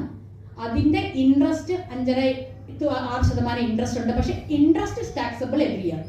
അതിന് നമ്മൾ ടാക്സ് കൊടുക്കണം. ചെറിയ എമൗണ്ടല്ലേ വരുള്ളൂ. അപ്പോൾ അവർക്കുണ്ട്. പിന്നെ ഇതിലൊരു കണ്ടീഷൻ ഉണ്ട്, സെയില് കഴിഞ്ഞ് 6 മാസത്തിനുള്ളിൽ ഇതിടണം. ഈ ബോണ്ടിന് വേണ്ടവരിടണം. ഇതാണ് ഞാൻ പറയുന്നത് സിഎക്കാരെ കൺസൾട്ട് ചെയ്യണമെന്ന്. കാരണം വെച്ചാൽ ഒരു ഏപ്രിൽ ഒരു സെയില് നടക്കും. പിന്നത്തെ ഏപ്രിലായിരിക്കും ഇങ്ങനെ നമ്മുടെ അടുത്ത് വരുന്നത്, ഞാൻ സ്ഥലം വിറ്റുള്ള കാര്യവും പറഞ്ഞു. അപ്പോഴത്തേക്ക് ഈ ബോണ്ടിൽ ഇടാനുള്ള സമയം കഴിഞ്ഞു പോയി. അപ്പോൾ അതുകൊണ്ടാണ് എപ്പോഴും വിൽക്കുന്നതിന് മുമ്പ് തന്നെ നമ്മൾ അതൊക്കെ അന്വേഷിച്ച് വെക്കണം. 50 lakhs കൊണ്ട് ബോണ്ടിൽ ഇടാം. ബാക്കി എമൗണ്ട് നമുക്ക് പുതിയ വീട്ടിലേക്ക് ഇട്ടാലും മതി. അടുത്തത് അതാണ് EC ബോണ്ട്സിനുള്ളത്. പിന്നെ അടുത്തതെന്ന് പറഞ്ഞത് ഞാൻ ആദ്യം പറഞ്ഞ 54 എന്ന് പറഞ്ഞാൽ വീട് വിറ്റാല. ഇനി വീടല്ല, ലാൻഡ് മാത്രമേ വിൽക്കുന്നുള്ളൂ എന്ന് തിരിക്കും. ഓൺലി ലാൻഡ് വിൽക്കുമ്പോഴാണ് 54F എന്ന് പറഞ്ഞിട്ടൊരു സെക്ഷൻ ഉള്ളത്. അതിലും കിട്ടുന്ന ഇത് തന്നെയാണ്. ഇതിൽ വേറെ കണ്ടീഷൻ ഉള്ളതെന്ന് വെച്ചാൽ പുതിയ വീട് വാങ്ങിച്ചാൽ എക്സംഷൻ കിട്ടും ഇതിനും. പക്ഷെ ഇതിലൊരു കണ്ടീഷൻ ഉള്ളത്, assessee should not own more than 1 residential house on the date of transfer. നമ്മൾ ട്രാൻസ്ഫർ ചെയ്യാൻ സമയത്ത്, നമ്മൾ സെല്ല് ചെയ്യണ സമയത്ത് നമ്മുടെ പേരിൽ ഒരു വീടേ പാടുള്ളൂ. അങ്ങനെയാണെങ്കിൽ മാത്രമേ നമ്മളൊരു പുതിയ വീട് വാങ്ങിച്ച എക്സംഷൻ കിട്ടുള്ളൂ. അപ്പം അത് പ്ലാൻ ചെയ്യണം. അപ്പം നമ്മൾ എൻ്റെ സ്വന്തം ക്ലയൻസ് തന്നെ വൈഫിൻ്റെ പേരിലേക്ക് വീട് മാറ്റിയതിന് ശേഷമാണ് ഇതിന് പോകുന്നത്, സെല്ലിങ്ങിന് പോകുന്നത്, ഈ പ്രൊവിഷൻ കിട്ടാൻ വേണ്ടി. സോ അതും നമ്മൾ പ്ലാൻ ചെയ്യണം. നമ്മുടെ കയ്യിൽ ഒറ്റ പ്രോപ്പർട്ടിയെ വരാൻ പാടും. ജോയിന്റ് ഓണർഷിപ്പും പ്രോപ്പർട്ടി ആയിട്ട് എടുക്കും. ഞാൻ ജോയിന്റ് ആയിട്ട് കാര്യമില്ല, അത് ഒരു പ്രോപ്പർട്ടി ആയിട്ട് തന്നെ ഇൻകം ടാക്സ് ഡിപ്പാർട്ട്മെന്റ് എടുക്കുന്നത്. അപ്പോൾ ഒന്നെങ്കിൽ ജോയിന്റ് പ്രോപ്പർട്ടി ആണെങ്കിൽ വേഗം വൈഫിന്റെ പേരിലേക്ക് മാറ്റുക. എന്നിട്ട് ബാക്കി ഒരു പ്രോപ്പർട്ടി നമുക്ക് മറ്റും ഇനി ഏതെങ്കിലും വിൽക്കണമെങ്കിൽ അപ്പോൾ നമ്മുടെ കയ്യിൽ ഒറ്റ പ്രോപ്പർട്ടി നിൽക്കാനേ പാടുള്ളൂ. അതാണ് കണ്ടീഷൻ. എന്നിട്ട് വേറെ ഉണ്ട്, ഈ പുതിയ പ്രോപ്പർട്ടി വെക്കുകയും വാങ്ങിക്കുകയും ചെയ്യുന്നതല്ലാതെ വേറൊരു പ്രോപ്പർട്ടി വെക്കുകയും വാങ്ങിക്കാൻ ചെയ്യാനും പാടില്ല ഈ സെക്ഷനിൽ. ഇതൊക്കെയാണ് ലാൻഡ് വിൽക്കുമ്പോൾ. എന്നാൽ നമ്മൾ ഇതൊക്കെ ചെയ്യുമ്പോൾ നമ്മൾ കുറച്ച് ചാർട്ടേഡ് അക്കൗണ്ട് ചെയ്ത് അങ്ങനെ പറഞ്ഞു തരും ഈ കാര്യങ്ങളൊക്കെ. അത് വെക്കണം. പിന്നെ ഇതിൽ റെസിഡൻഷ്യൽ ഹൗസ് സിറ്റുവേറ്റ് വാങ്ങിക്കുന്ന വീട് ഇന്ത്യയിൽ തന്നെ ആയിരിക്കണം. സെയിം ആണ്. പിന്നെ purchase within 1 year before and 2 years after the date of transfer or construct within 3 years. ഇതില് പക്ഷേ നമ്മൾ ആദ്യം ബിൽഡിംഗ് വിൽക്കുമ്പോൾ, വീട് വിൽക്കുമ്പോൾ ക്യാപിറ്റൽ ഗെയിൻസ് കാൽക്കുലേറ്റ് ചെയ്ത് അത് ഇൻവെസ്റ്റ് ചെയ്താൽ മതിയായിരുന്നു. പക്ഷെ ലാൻഡ് വിൽക്കുമ്പോൾ അങ്ങനെയല്ല, ഫുൾ സെയിൽ കൺസിഡറേഷൻ മുഴുവൻ ഇൻവെസ്റ്റ് ചെയ്യണം. അത് കുറച്ചും കൂടി വലിയ എമൗണ്ട് ആയിട്ട് വരും. നമുക്ക് 1 കോടിക്ക് വിറ്റാൽ പുതിയ വീടും 1 കോടിക്ക് തന്നെ വേണം. അപ്പോൾ നമുക്ക് എന്ത് ചെയ്യാമെന്ന് പറഞ്ഞാൽ, നമുക്ക് 1 കോടിയുടെ വീട് വേണമെങ്കിൽ 50 ലക്ഷം കൊണ്ട് ബോണ്ടിലിട്ടിട്ട് ബാക്കി 50 ലക്ഷത്തിന് ചെറിയ വീട് ഒരു ഫ്ലാറ്റൊക്കെ വാങ്ങിക്കാം, എന്നാലും കിട്ടും എക്സംഷൻ. അപ്പോൾ ഇത് ഫുൾ സെയിൽ കൺസിഡറേഷൻ കൊണ്ട് പുതിയ വീട്ടിൽ ഇൻവെസ്റ്റ് ചെയ്യണം. ഇല്ല എങ്കിൽ അതും പ്രൊപ്പോർഷനേറ്റ്ലിയേ നമുക്ക് അതിൻ്റെ ഡിഡക്ഷൻ കിട്ടുള്ളൂ. മുഴുവൻ 80 ലക്ഷം ഇൻവെസ്റ്റ് ചെയ്തുള്ളൂ, അപ്പോൾ ബാക്കി 20 ലക്ഷത്തിന് ടാക്സ് കൊടുക്കേണ്ടി വരും. അങ്ങനെയാണ് ഈ 54F പ്രൊവിഷൻ വരുന്നത്. ഇനി അടുത്തതെന്ന് പറഞ്ഞാൽ, നമ്മളിപ്പോൾ സ്ഥലം വിറ്റു, ബോണ്ടിലും ഇട്ടു, അത് കഴിഞ്ഞ് നമ്മുടെ കയ്യിൽ ഇനിയും ഒരു 50 ലക്ഷം പൈസ ഉണ്ട്, വീട് വെക്കാൻ പോണതേ ഉള്ളൂ, ആലോചിക്കുന്നതേ ഉള്ളൂ, വീട് വെക്കാൻ കുറച്ച് സമയം എടുക്കുമല്ലോ. അപ്പോൾ ആ പീരീഡിൽ നമ്മൾ വെറുതെ കയ്യിൽ സേവിങ്സിലോ FDയിലോ ഇടാൻ അനുവാദമില്ല. ഈ പൈസ കൊണ്ട് ക്യാപിറ്റൽ ഗെയിൻ അക്കൗണ്ട് സ്കീം എന്ന് പറഞ്ഞിട്ട് ബാങ്കിൽ സ്കീംസ് ഉണ്ട്. അതും നാഷണലൈസ് ബാങ്ക്സിലും ഷെഡ്യൂൾ ബാങ്ക്സിലൊക്കെ ഉണ്ട്. അവിടെ പോയി ഈ ക്യാപിറ്റൽ ഗെയിൻ അക്കൗണ്ട് സ്കീമിൽ തന്നെ കൊണ്ട് പൈസ ഇടണം. എന്നാൽ മാത്രമേ ഇൻകം ടാക്സ് ഡിപ്പാർട്ട്മെന്റ് എക്സെപ്ഷൻ തരുള്ളൂ. ഈ പൈസ ഇട്ടിട്ട് അത് FD ആയിട്ട് ഇടാം, SBI സേവിങ്സിലും ഇടാം, എങ്ങനെ വേണമെങ്കിലും ഇടാം. എന്നിട്ട് അവിടെ നിന്ന് പൈസ വിഡ്രോ ചെയ്ത് വേണം നമ്മൾ വീട് വെക്കാൻ. നമ്മൾ വെറുതെ കൊണ്ട് FDയിൽ ഇട്ടിട്ട് ഞാൻ വീട് വെക്കാൻ തന്നെയാണ് ഉപയോഗിച്ചെന്ന് പറഞ്ഞാൽ ഡിപ്പാർട്ട്മെന്റ് കൺസിഡറേ ചെയ്യില്ല. You have to put in capital gain account scheme. അതെല്ലാ ബാങ്കുകളിലും ഉണ്ട്. എന്നിട്ട് ഇപ്പൊ ഈയിടെയായിട്ട് എൻ്റെ കഴിഞ്ഞ മാസം ഉണ്ടോ ബാങ്ക് മാനേജർ എന്നെ വിളിച്ചു ചോദിച്ചു, ഈ വിഡ്രോ ചെയ്യുന്നതിനും ചാർട്ടേഡ് അക്കൗണ്ട് സർട്ടിഫിക്കറ്റ് ചിലവർ ചോദിക്കുന്നതൊക്കെ. പക്ഷെ അത് എന്നുവെച്ചാൽ ഈ നമ്മളിപ്പോൾ പൈസ കൊണ്ട് 50 ലക്ഷം ക്യാപിറ്റൽ ഗെയിൻ അക്കൗണ്ട് സ്കീമിൽ ഇട്ടു. ഈ 50 ലക്ഷം വീട് വെക്കാനാണ് ഉപയോഗിക്കുന്നത് എങ്ങനെ അറിയാൻ പറ്റും? ശരിക്കും വീട് വെക്കേണ്ടതാണ് ഉപയോഗിക്കേണ്ടത്. പക്ഷെ ആൾക്കാരത് മിസ്യൂസ് ചെയ്യും. മിസ്അപ്രോപ്രിയേഷൻ ഓഫ് ഫണ്ട്സ് ചെയ്താൽ എന്ത് ചെയ്യും എന്ന് പറഞ്ഞ് ഇപ്പോൾ ചാർട്ടേഡ് അക്കൗണ്ടിൻ്റെ ഒരു സർട്ടിഫിക്കറ്റ് കൂടി അവർ ചോദിക്കുന്നുണ്ട് ബാങ്ക് ഓരോ വിഡ്രോവൽസിനും. കൂടാതെ ഈ ക്യാപിറ്റൽ അക്കൗണ്ട് സ്കീം കംപ്ലീറ്റ് നമ്മൾ വിഡ്രോ ചെയ്ത് വീട് വെച്ചു എന്ന് വിചാരിക്കും. അത് ക്ലോഷറിന് അസസിംഗ് ഓഫീസറിൻ്റെ ഒരു ഫോം G എന്നാന്ന് തോന്നുന്നു, ഫോം G അവരുടെ ചോദിക്കണം. കാരണം വെച്ചാൽ ഇത് ഇയാൾ കംപ്ലീറ്റ് ടാക്സ് ഒക്കെ അടച്ചിട്ടുണ്ട് എന്ന് പറഞ്ഞാൽ അവരൊരു സർട്ടിഫൈ ചെയ്ത് തരും. അതും കൂടി ഇപ്പോൾ കൊടുത്താലേ ഈ ക്യാപിറ്റൽ ഗെയിൻ അക്കൗണ്ട് സ്കീം ആ അക്കൗണ്ട് ക്ലോസ് ചെയ്യാൻ പറ്റുള്ളൂ. എല്ലാ ബാങ്ക്സുകാരും നിർബന്ധിക്കാറില്ല, പക്ഷെ ചില ബാങ്കുകൾ നിർബന്ധിക്കാറുണ്ട് ഓഫീസറിൻ്റെ നിന്ന് വാങ്ങിച്ചിട്ട് വരുന്നത്. പക്ഷെ എന്നാൽ പോലും നമ്മൾ കൊണ്ട് വെറുതെ FDയിൽ ഇടരുത്. ഇതൊക്കെ നമ്മൾ പ്ലാൻ ചെയ്ത് ചെയ്യണം. റിട്ടേൺ ഫയൽ ചെയ്യുന്നതിന് മുന്നേ അതാണ് അതിൻ്റെ ഇത് കണ്ടോ. If you are not able to invest the specified amount in the manner stated above എന്ന് പറഞ്ഞാൽ ഈ ബോണ്ട്സിലൊക്കെയാണ്, before the date of tax filing or 1 year from the date of sale, whichever is early, deposit the specified amount in the public sector bank as per the capital account scheme. അത് return file ചെയ്യുന്നതിന് മുമ്പ് എന്തായാലും കൊണ്ടിട്ടിരിക്കണം. കാരണം വെച്ചാൽ നമ്മൾ return file ചെയ്യുമ്പോൾ അവിടെ ഒരു സ്പേസ് ഉണ്ട് നമുക്ക് അവിടെ ഫില്ല് ചെയ്യാൻ. ഈ ക്യാപിറ്റൽ ഗെയിൻ സ്കീം അക്കൗണ്ടിൽ എത്ര ഇട്ടുന്നു അത് നമ്മൾ ഇട്ടിരിക്കണം, അല്ലെങ്കിൽ കംപ്ലീറ്റ്ലി അത് ടാക്സ് ഉണ്ടായിരിക്കും. So this is about capital gains. ഒരു ബിഗ് ടോപ്പിക്കാണത്. ഇനി അടുത്തെന്ന് പറഞ്ഞാൽ ഇൻകം ഫ്രം അതർ സോഴ്സസ്. ബാക്കിയുള്ള ഇൻകമും എല്ലാ അതർ സോഴ്സസിലും dividend income, interest on saving, interest on term deposit, family pension.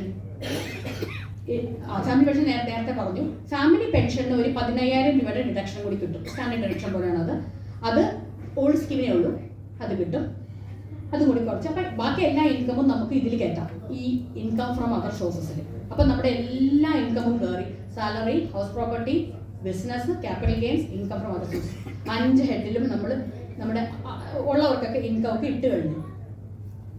അത് കഴിഞ്ഞിട്ട് നമ്മൾ ഫുൾ ടാക്സ് കാൽക്കുലേറ്റ് ചെയ്ത് കിട്ടി. ഇനിയാണ് നമ്മുടെ ഈ സേവിങ് സ്കീംസിലേക്ക് ഡിഡക്ഷൻസ് വരുന്നത്. ATC ഡിഡക്ഷൻ എല്ലാവർക്കും അറിയാമായിരിക്കും. 1,50,000 വരെ സേവിങ്സിൽ ഇട്ടാൽ കിട്ടും. അതുപോലെ പ്രീമിയം പെയ്ഡ്, അതവിടെ എഴുതിക്കട്ട് സുകന്യ സമൃദ്ധി അക്കൗണ്ടിൽ പോസ്റ്റ് ഓഫീസിൽ കൊണ്ട് ഇട്ടാൽ, ട്യൂഷൻ ഫീസ് മാത്രമേ കിട്ടുള്ളൂ. ബസ് ഫീ അങ്ങനത്തെ കാര്യങ്ങളൊന്നും കിട്ടത്തില്ല, ഓൺലി ട്യൂഷൻ ഫീസ്. പിന്നെ ഹൗസിംഗ് ലോണിൻ്റെ പ്രിൻസിപ്പൽ റീപേയ്മെൻറ്റ് കിട്ടും, അതിവിടെ ഇടാം.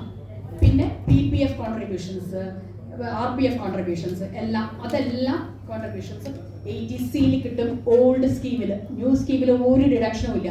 ഓൾഡ് സ്കീമിൽ ഇതെല്ലാം നമുക്ക് ഡിഡക്റ്റ് ചെയ്യാം, 1,50,000 വരെ. പിന്നെ മെഡിക്കൽ എക്സ്പെൻഡിച്ചർ ഡിഡക്റ്റ് ചെയ്യാം. അതെങ്ങനെയാണ്?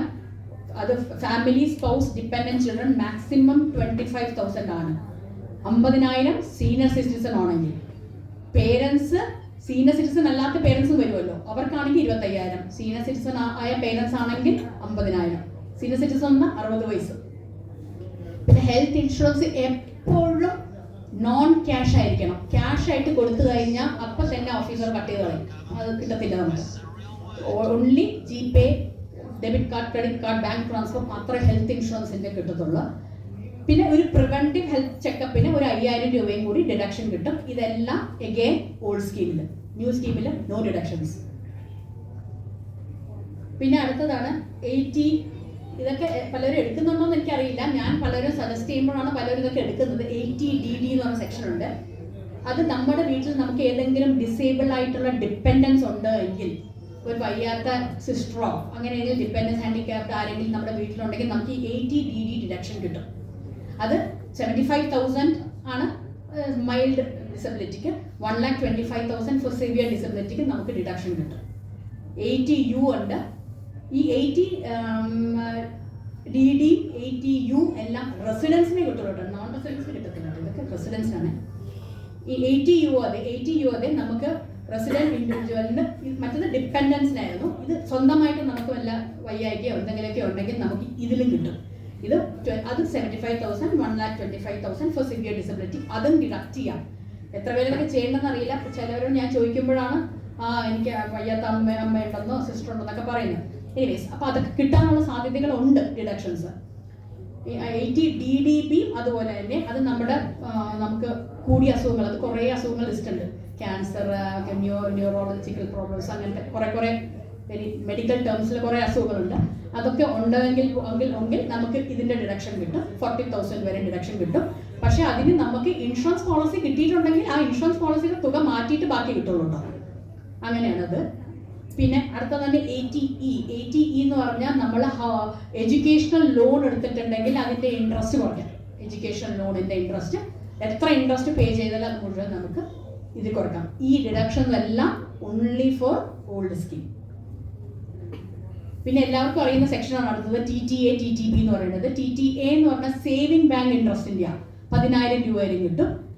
TTB എന്ന് പറഞ്ഞാൽ സീനിയർ സിറ്റിസൺസിന് FDക്ക് സാധാരണ നമുക്ക് കിട്ടത്തില്ല. 60 വയസ്സിന് മേലെ ആണെങ്കിൽ നമുക്ക് ഈ 50,000 രൂപയും കൂടി കുറച്ച് കിട്ടും.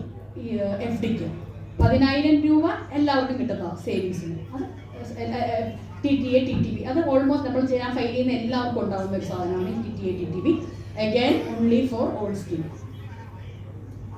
ഇനി ഈ ഓൾഡ് സ്കീം ന്യൂ സ്കീമിന്റെ ടാക്സ് റേറ്റ്സ് എങ്ങനെയാണ് വരുന്നതെന്നാണ് ഇത് ഞാൻ ഇട്ടേക്കുന്നത്. 115 BAC അതാണ് ഇപ്പോഴത്തെ നമ്മുടെ ന്യൂ സ്കീം. ഇതാണ് ഡിഫോൾട്ട് സ്കീം ഈ കൊല്ലം എന്ന് പറഞ്ഞാൽ നമ്മൾ ഇൻകം ടാക്സ് ഡിപ്പാർട്ട്മെന്റിന്റെ സൈറ്റ് തുറക്കുമ്പോൾ ഇതേ വരുള്ളൂ. ഇനി നമുക്ക് മാറ്റണമെങ്കിൽ നമ്മൾ മാറ്റി കൊടുക്കണം. ഇതാണെങ്കിൽ ആദ്യത്തെ 3 ലക്ഷം വരെ 0 ടാക്സ് ഒന്നുമില്ല. 3 lakhs to 6 lakh 5%, 6 to 9 10, 9 to 12 15, 12 to 15 20, above 15 30. 25% ഇല്ല, ബാക്കിയെല്ലാം റേറ്റ്സും അതിനകത്തുണ്ട്. ഇതാണ് നമ്മുടെ ഇപ്പോഴത്തെ സ്ലാബ് റേറ്റ്സ് ന്യൂ സ്കീമിൻ്റെ. എന്നാൽ പോലും നമുക്ക് അധികം സേവിങ് സ്കീംസ് ഒക്കെ ഉള്ളവർക്ക് 1,50,000 വരെ സേവിങ് സ്കീമും പിന്നെ ഹൗസിംഗ് ലോണിന് റെന്റിന് കൊടുത്തവർക്ക് ഹൗസിംഗ് ലോണിൻ്റെ ഇൻട്രസ്റ്റ് പേ ഒക്കെ ചെയ്യുന്നുണ്ട് എങ്കിൽ നമുക്ക് ഓൾഡ് സ്കീമും ഓപ്റ്റ് ചെയ്യാം. അത് നമ്മൾ ചാർട്ടേഡ് അക്കൗണ്ട് നമ്മൾ എന്താ ചെയ്യണമെന്ന് വെച്ചാൽ ഒരു അസസി നമ്മുടെ അടുത്ത് വരുമ്പോൾ നമ്മൾ 2 സ്കീമിൽ ഇട്ട് നോക്കും ഏതാണ് അവർക്ക് ബെനിഫിഷ്യൽ എന്ന് വെച്ചാൽ അതാണ് നമ്മൾ ഓപ്റ്റ് ചെയ്യുന്നത് എപ്പോഴും. എന്നിട്ട് അതുപോലെ ആണ് നമ്മൾ എടുക്കുന്നത്. ഇനി ഓൾഡ് സ്കീം ഞാൻ വന്നിട്ടുണ്ട്. നെക്സ്റ്റ് ഓൾഡ് സ്കീമിൽ ഏജ് വൈസ് ഡിഫറൻസ് ഉണ്ട്. ഏജ് വൈസ് എന്ന് പറഞ്ഞാൽ ആദ്യത്തെ ഞാൻ വെച്ചിരിക്കുന്നത് ഇൻഡിവിജ്വൽസിന് സാധാരണ 60 വയസ്സുള്ളവർക്ക്, അതിൻ്റെ അടുത്തുള്ളത് റെസിഡൻറ്റ് സീനിയർ സിറ്റിസൺസിന്, പിന്നെ 80 വയസ്സിൽ കൂടുതലുള്ളവർക്ക്. 80 വയസ്സിൽ കൂടുതലുള്ളവർക്ക് 5 ലക്ഷം വരെ കൊടുക്കണ്ട. സീനിയർ ആണെങ്കിൽ 3 ലക്ഷം, അല്ലാത്ത ആൾക്കാർക്ക് 2.5. അതാണ് ആ റേറ്റുകൾ അങ്ങനെ കിടക്കുന്നത്. പിന്നെ 5% 5 കഴിഞ്ഞാൽ അടുത്തത് 20 ആണ്. അപ്പോൾ ഈ 10 15 ഒന്നും ഓൾഡ് സ്കീമിൽ ഇല്ല. അതുകൊണ്ട് നമ്മൾ ഈ പ്രാവശ്യം ഞാൻ ചെയ്യുന്ന മിക്ക ക്ലയൻസിൻ്റെ ഞാൻ നോക്കിയപ്പോൾ ന്യൂ സ്കീമാണ് ബെനിഫിഷ്യൽ ആയിട്ട് വന്നിരിക്കുന്നത് പലർക്കും. ഒന്നാമത് ഇപ്പോൾ ഈ ബാങ്കിൻ്റെ ഇൻട്രസ്റ്റ് റേറ്റ്സും വളരെ ഹൈ ആണ്. കഴിഞ്ഞ കൊല്ലം ഒരു ടാക്സും കൊടുക്കാത്തവർക്ക് ഈ കൊല്ലം നല്ല ടാക്സ് വരുന്നു. കാരണം വെച്ചാൽ എന്താ, കഴിഞ്ഞ കൊല്ലം അതിനൊക്കെ കുറച്ച് റേറ്റ്സ് 5.5 6 കിടന്ന ബാങ്ക് ഇൻട്രസ്റ്റുകൾ ഇപ്പോൾ 7.58 ഒക്കെ ഉണ്ട് സീനിയർ സിറ്റിസൺസിന്. അപ്പം നാച്ചുറലി അവരുടെ ഇൻകവും കൂടുതലാണ്. കൂടുതൽ ഇൻകം നോക്കുമ്പോൾ പിന്നെ ഈ പ്രായമുള്ളവർ ആരും ഈ സേവിങ് സ്കീംസിലൊന്നും പൈസ ഇടത്തില്ല. PPF കൊണ്ട് അവർ പെട്ടെന്ന് എന്തിനാണ്. അപ്പോൾ അവരുടെയൊക്കെ നോക്കുമ്പോഴൊക്കെ ന്യൂ സ്കീമാണ്. അപ്പോൾ നമ്മൾ എപ്പോഴും കമ്പ്യൂട്ടേഷൻ എടുക്കുമ്പോൾ 2 സ്കീമും ഇട്ട് നോക്കണം. എല്ലാം ഇട്ട് നോക്കിയിട്ട് വിച്ച് ഇസ് മോർ ബെനിഫിഷ്യൽ നമ്മൾക്ക് ഓപ്റ്റ് ചെയ്യാം. അതാണത്. പിന്നെ എന്നോട് അഗ്രികൾച്ചർ ഇൻകത്തിനെ പറ്റി സാറെന്നോട് പറയാൻ പറഞ്ഞു. അഗ്രികൾച്ചർ ഇൻകം എന്ന് പറയുന്നത് ആക്ച്വലി ഇൻകം ടാക്സ് ആക്ട് പ്രകാരം അത് സെക്ഷൻ 10 ടാക്സ് ഫ്രീ ആണെന്നാണ് പറയുന്നത്.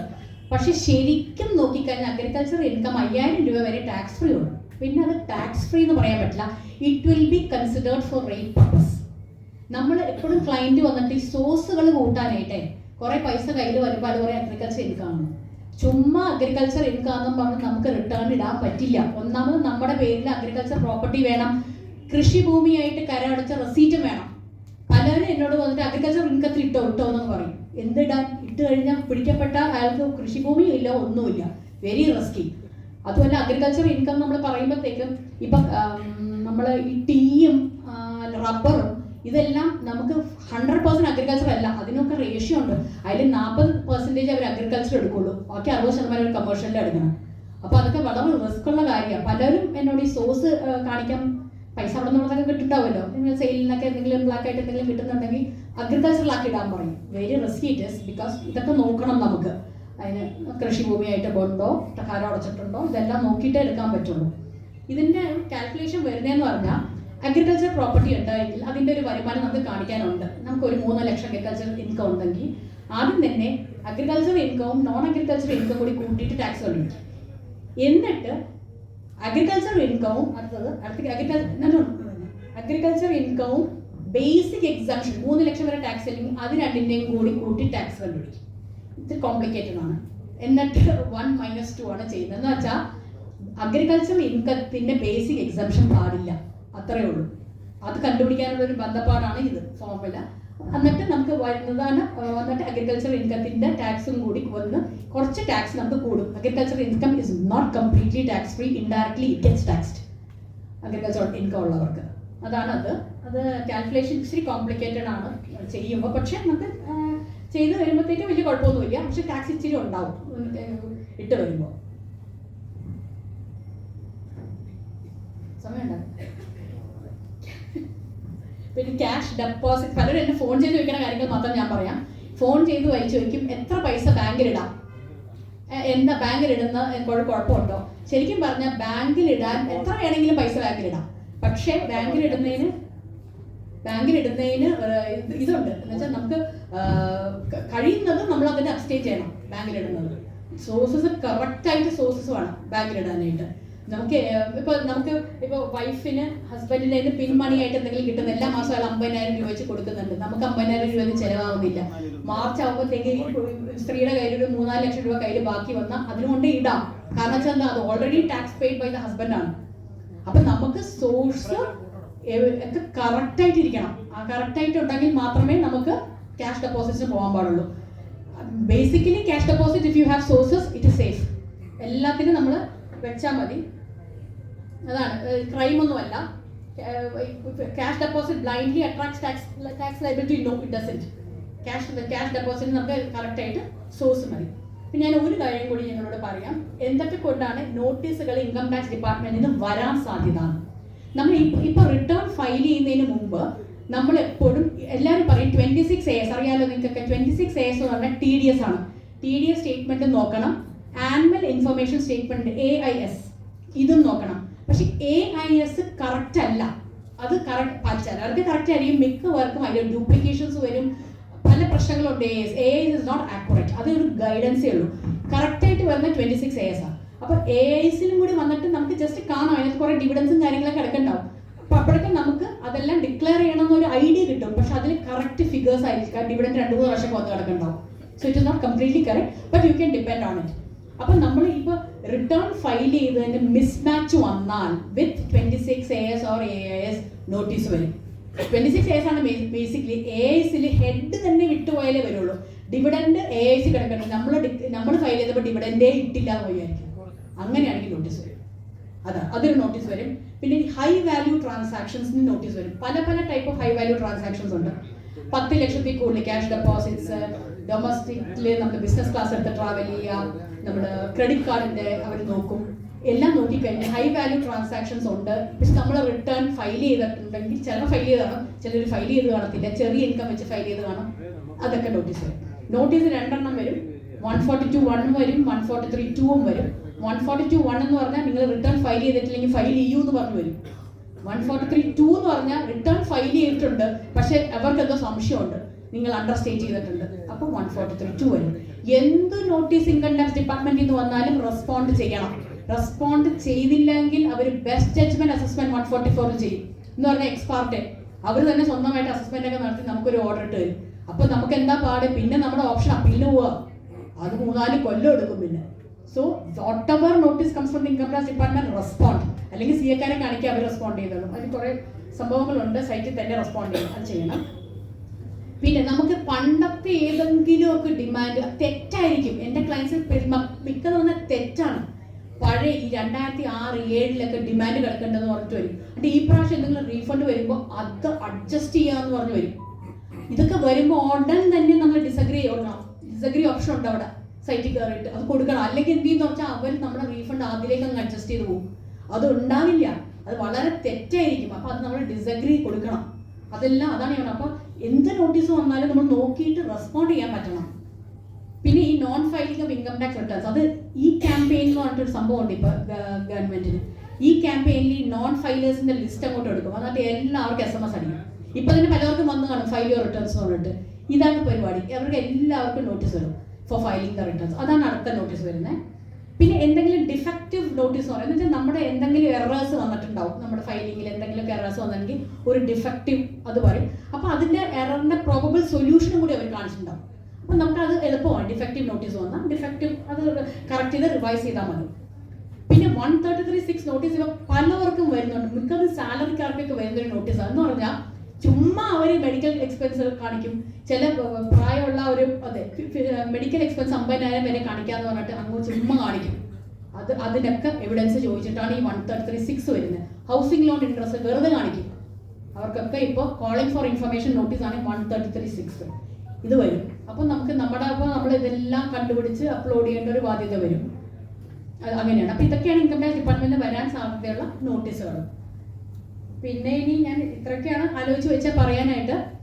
ഓൾമോസ്റ്റ് ഇപ്പം നിങ്ങൾക്ക് കിളി പോയ അവസ്ഥയായിരിക്കും എനിക്കും നിങ്ങൾക്കും. അപ്പോൾ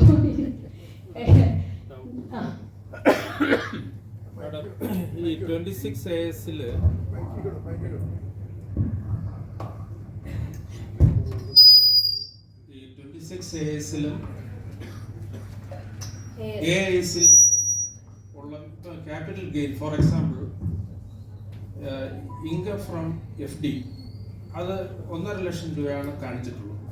ആക്ച്വലി എനിക്ക് 1,80,000 ഉണ്ട്. അപ്പൊ ഞാൻ 1.5 കാണിച്ചാൽ മതിയോ? 1.5 കാണിച്ചാൽ പോരാ, ഒന്നും കൂടെ ഇത് കഴിഞ്ഞിട്ട് 1.5 കാണിച്ചാൽ പോരാ. കാരണം ഞാൻ പറയാം, ഈ 26ASൽ വരുന്നത് TDS കട്ട് ചെയ്ത സംഭവങ്ങളാണ് കൂടുതലും വരുന്നത്. AISലും വരുന്നത് മിക്കവാറും ബാങ്കുകാർ കൊടുക്കുന്നത് തന്നെയാണ്. SFT കൊണ്ട് ബാങ്കുകാർ കൊടുക്കുന്ന ഇൻഫർമേഷൻസ് ആണ് AISലും വരുന്നത്. പക്ഷെ ബാങ്കുകാർ അത് അപ്ഡേറ്റ് ചെയ്യും എന്ന് പറയുന്നത്. സാർ ഇപ്പൊ നോക്കുമ്പോൾ 1.5 ആയിരിക്കും, ചിലപ്പോൾ ഒരു 3-4 മാസം കഴിയുമ്പോഴത്തേക്ക് 1.80 ഒന്ന് കിടക്കുന്നതാണ്. ബാങ്ക് അത് കറക്റ്റ് ചെയ്യും. പല തവണ ഞങ്ങൾ ശ്രദ്ധിച്ചിട്ടുണ്ട്, കറക്റ്റ് ചെയ്യും. പിന്നെ ഏറ്റവും ബെസ്റ്റ് ഞാൻ വല്ലവരോടും പറയുന്നത് വെച്ചാൽ ബാങ്കിൽ നിന്ന് തന്നെ FD സർട്ടിഫിക്കറ്റ്, ഇൻട്രസ്റ്റ് സർട്ടിഫിക്കറ്റ് വാങ്ങിക്കാന്ന്.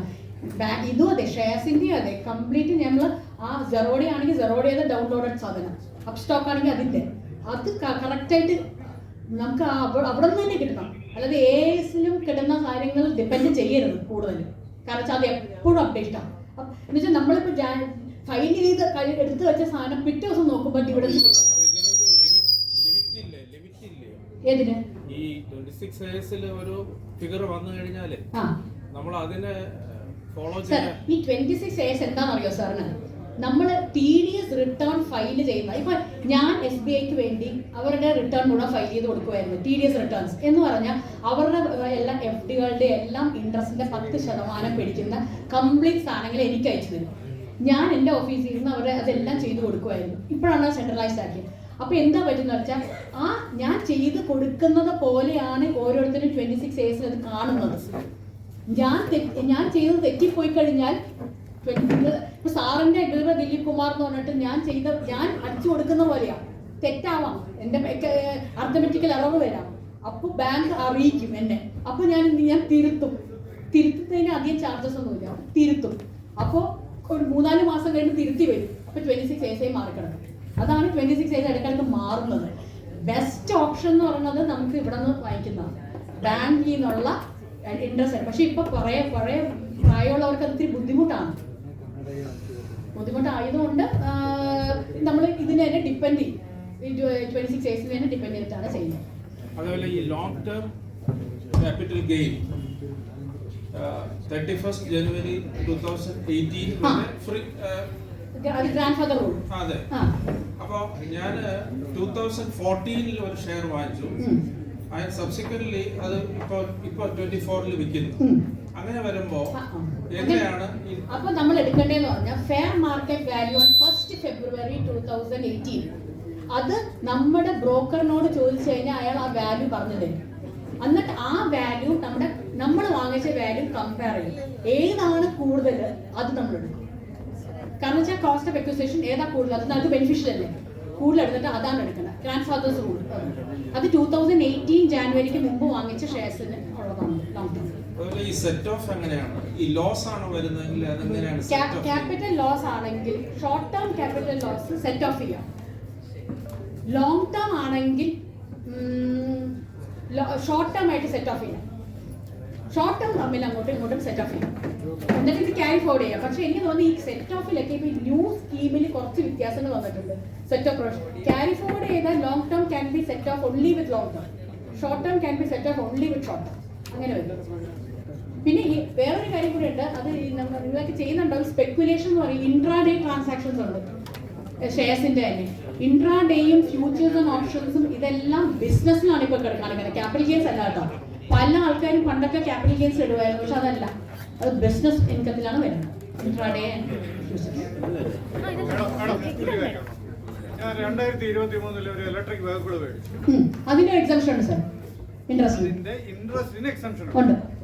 അത് ഇപ്പൊ നിർത്തി. പക്ഷേ അത് ഈ ഓൾഡ് സ്കീമിൽ മാത്രമേ ഉള്ളൂ, അത് ന്യൂ സ്കീമിലില്ല. ന്യൂ സ്കീമിൽ 2-3 ഡിഡക്ഷൻസേ ഉള്ളൂ. ഒന്ന് 80CCD1 എന്ന് പറഞ്ഞിട്ട് NPS-ലുള്ള കോൺട്രിബ്യൂഷൻ എംപ്ലോയറിന്റെ, പിന്നെ അഗ്നിവീർ കോർപ്പസ് ഫണ്ട് എന്ന സംഭവമുണ്ട്, അഗ്നിവീർ മറ്റേ പട്ടാളക്കാരുടെ അതില്, പിന്നെ ഈ സ്റ്റാൻഡേർഡ് ഡിഡക്ഷൻ.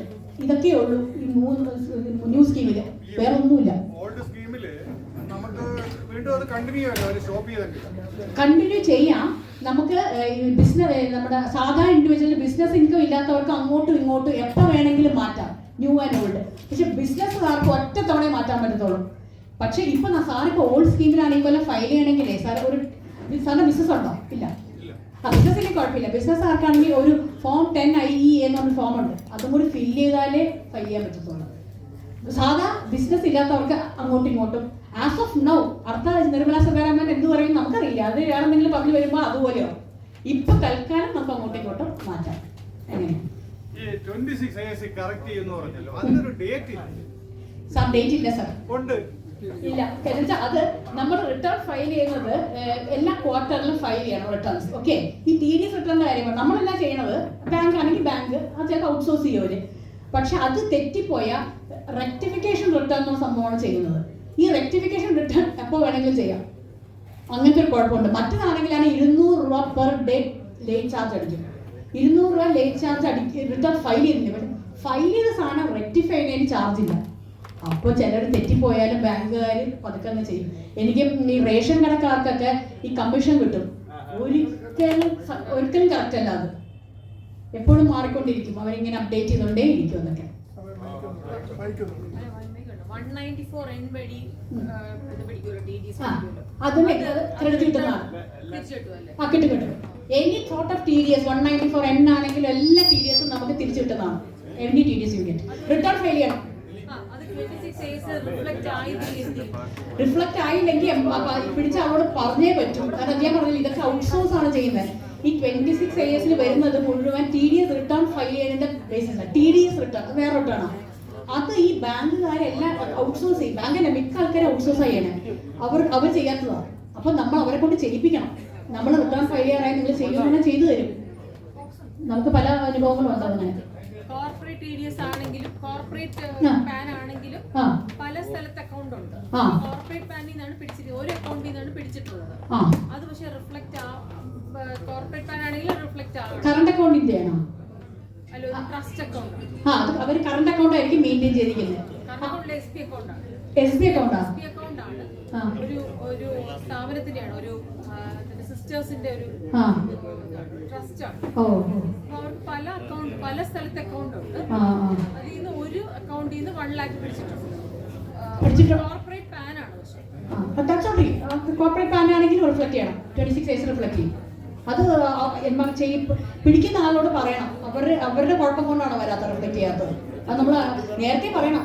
കോർപ്പറേറ്റ് ആണെങ്കിൽ സമയമുണ്ട് റിട്ടേൺ ഫയൽ ചെയ്യാൻ. എന്നാ പോലും നവംബർ. ട്രസ്റ്റിന്റെ ഒക്ടോബർ 31 ആണ്. അത് സെപ്റ്റംബർ 31 ആണ് റിട്ടേൺ ഫയൽ ചെയ്യാൻ. ഒക്ടോബർ 31 ആണ് ഓഡിറ്റ് റിപ്പോർട്ട് കൊടുക്കാൻ. രണ്ടും 2 ഡേറ്റ് ആണ്. കഴിഞ്ഞ കൊല്ലം രണ്ടും ഓരോ മാസം നീട്ടിയായിരുന്നു. ഈ പ്രശ്നം നീട്ടുമെന്ന് അറിയില്ല. സെപ്റ്റംബർ 31 ആണ് ലാസ്റ്റ്.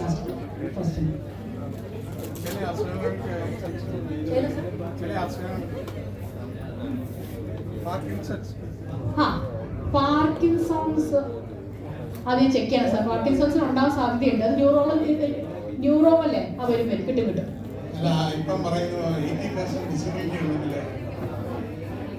ഓൾഡ് സ്കീമിനെ ഉള്ള 80 അല്ല 2 ഉണ്ട്. ഒന്നെങ്കിൽ 80% ഡിസബിലിറ്റി, അതിന് 1,25,000 വരെ. പിന്നെ 75,000 കിട്ടും. അത്ര 80% അല്ലാത്തവർക്ക് 40 ആണോ 40 to 80 കിട്ടും. ഞാൻ നോക്കി പറയാം സാർ. എനിക്ക് അത്രക്ക് പെർസെൻറ്റേജ് ഓർമ്മ വരുന്നില്ല. DDB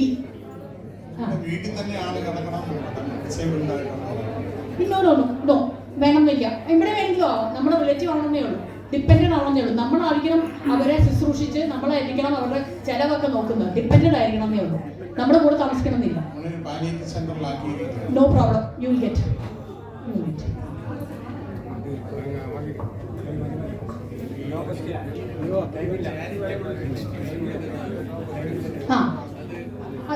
അത് 80G ആണ് സെക്ഷൻ. ഡൊണേഷൻസ് കൊടുക്കുന്നതല്ല സാർ. ഡൊണേഷൻസ് കൊടുക്കുമ്പോൾ നമുക്ക് 50% വരെ കിട്ടുള്ളൂ ഡിഡക്ഷൻ. എന്ന് പറഞ്ഞാൽ നമുക്ക് അത് പാൻ നമ്പർ വേണം.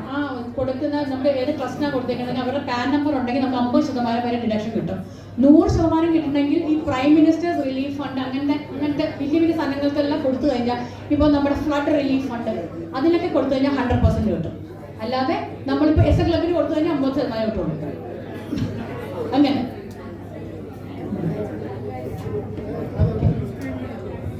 ന്യൂ സ്കീമില്ല. നോ ന്യൂ സ്കീമിലൊന്നുമില്ല. Only non scheme. വളരെ ഇൻഫോർമേറ്റീവ് ആയിട്ടുള്ള ഒരു ടോക്ക് നമുക്ക് സമ്മാനിച്ച ശ്രീമതി ലക്ഷ്മി അനിൽ ബാബുവിന്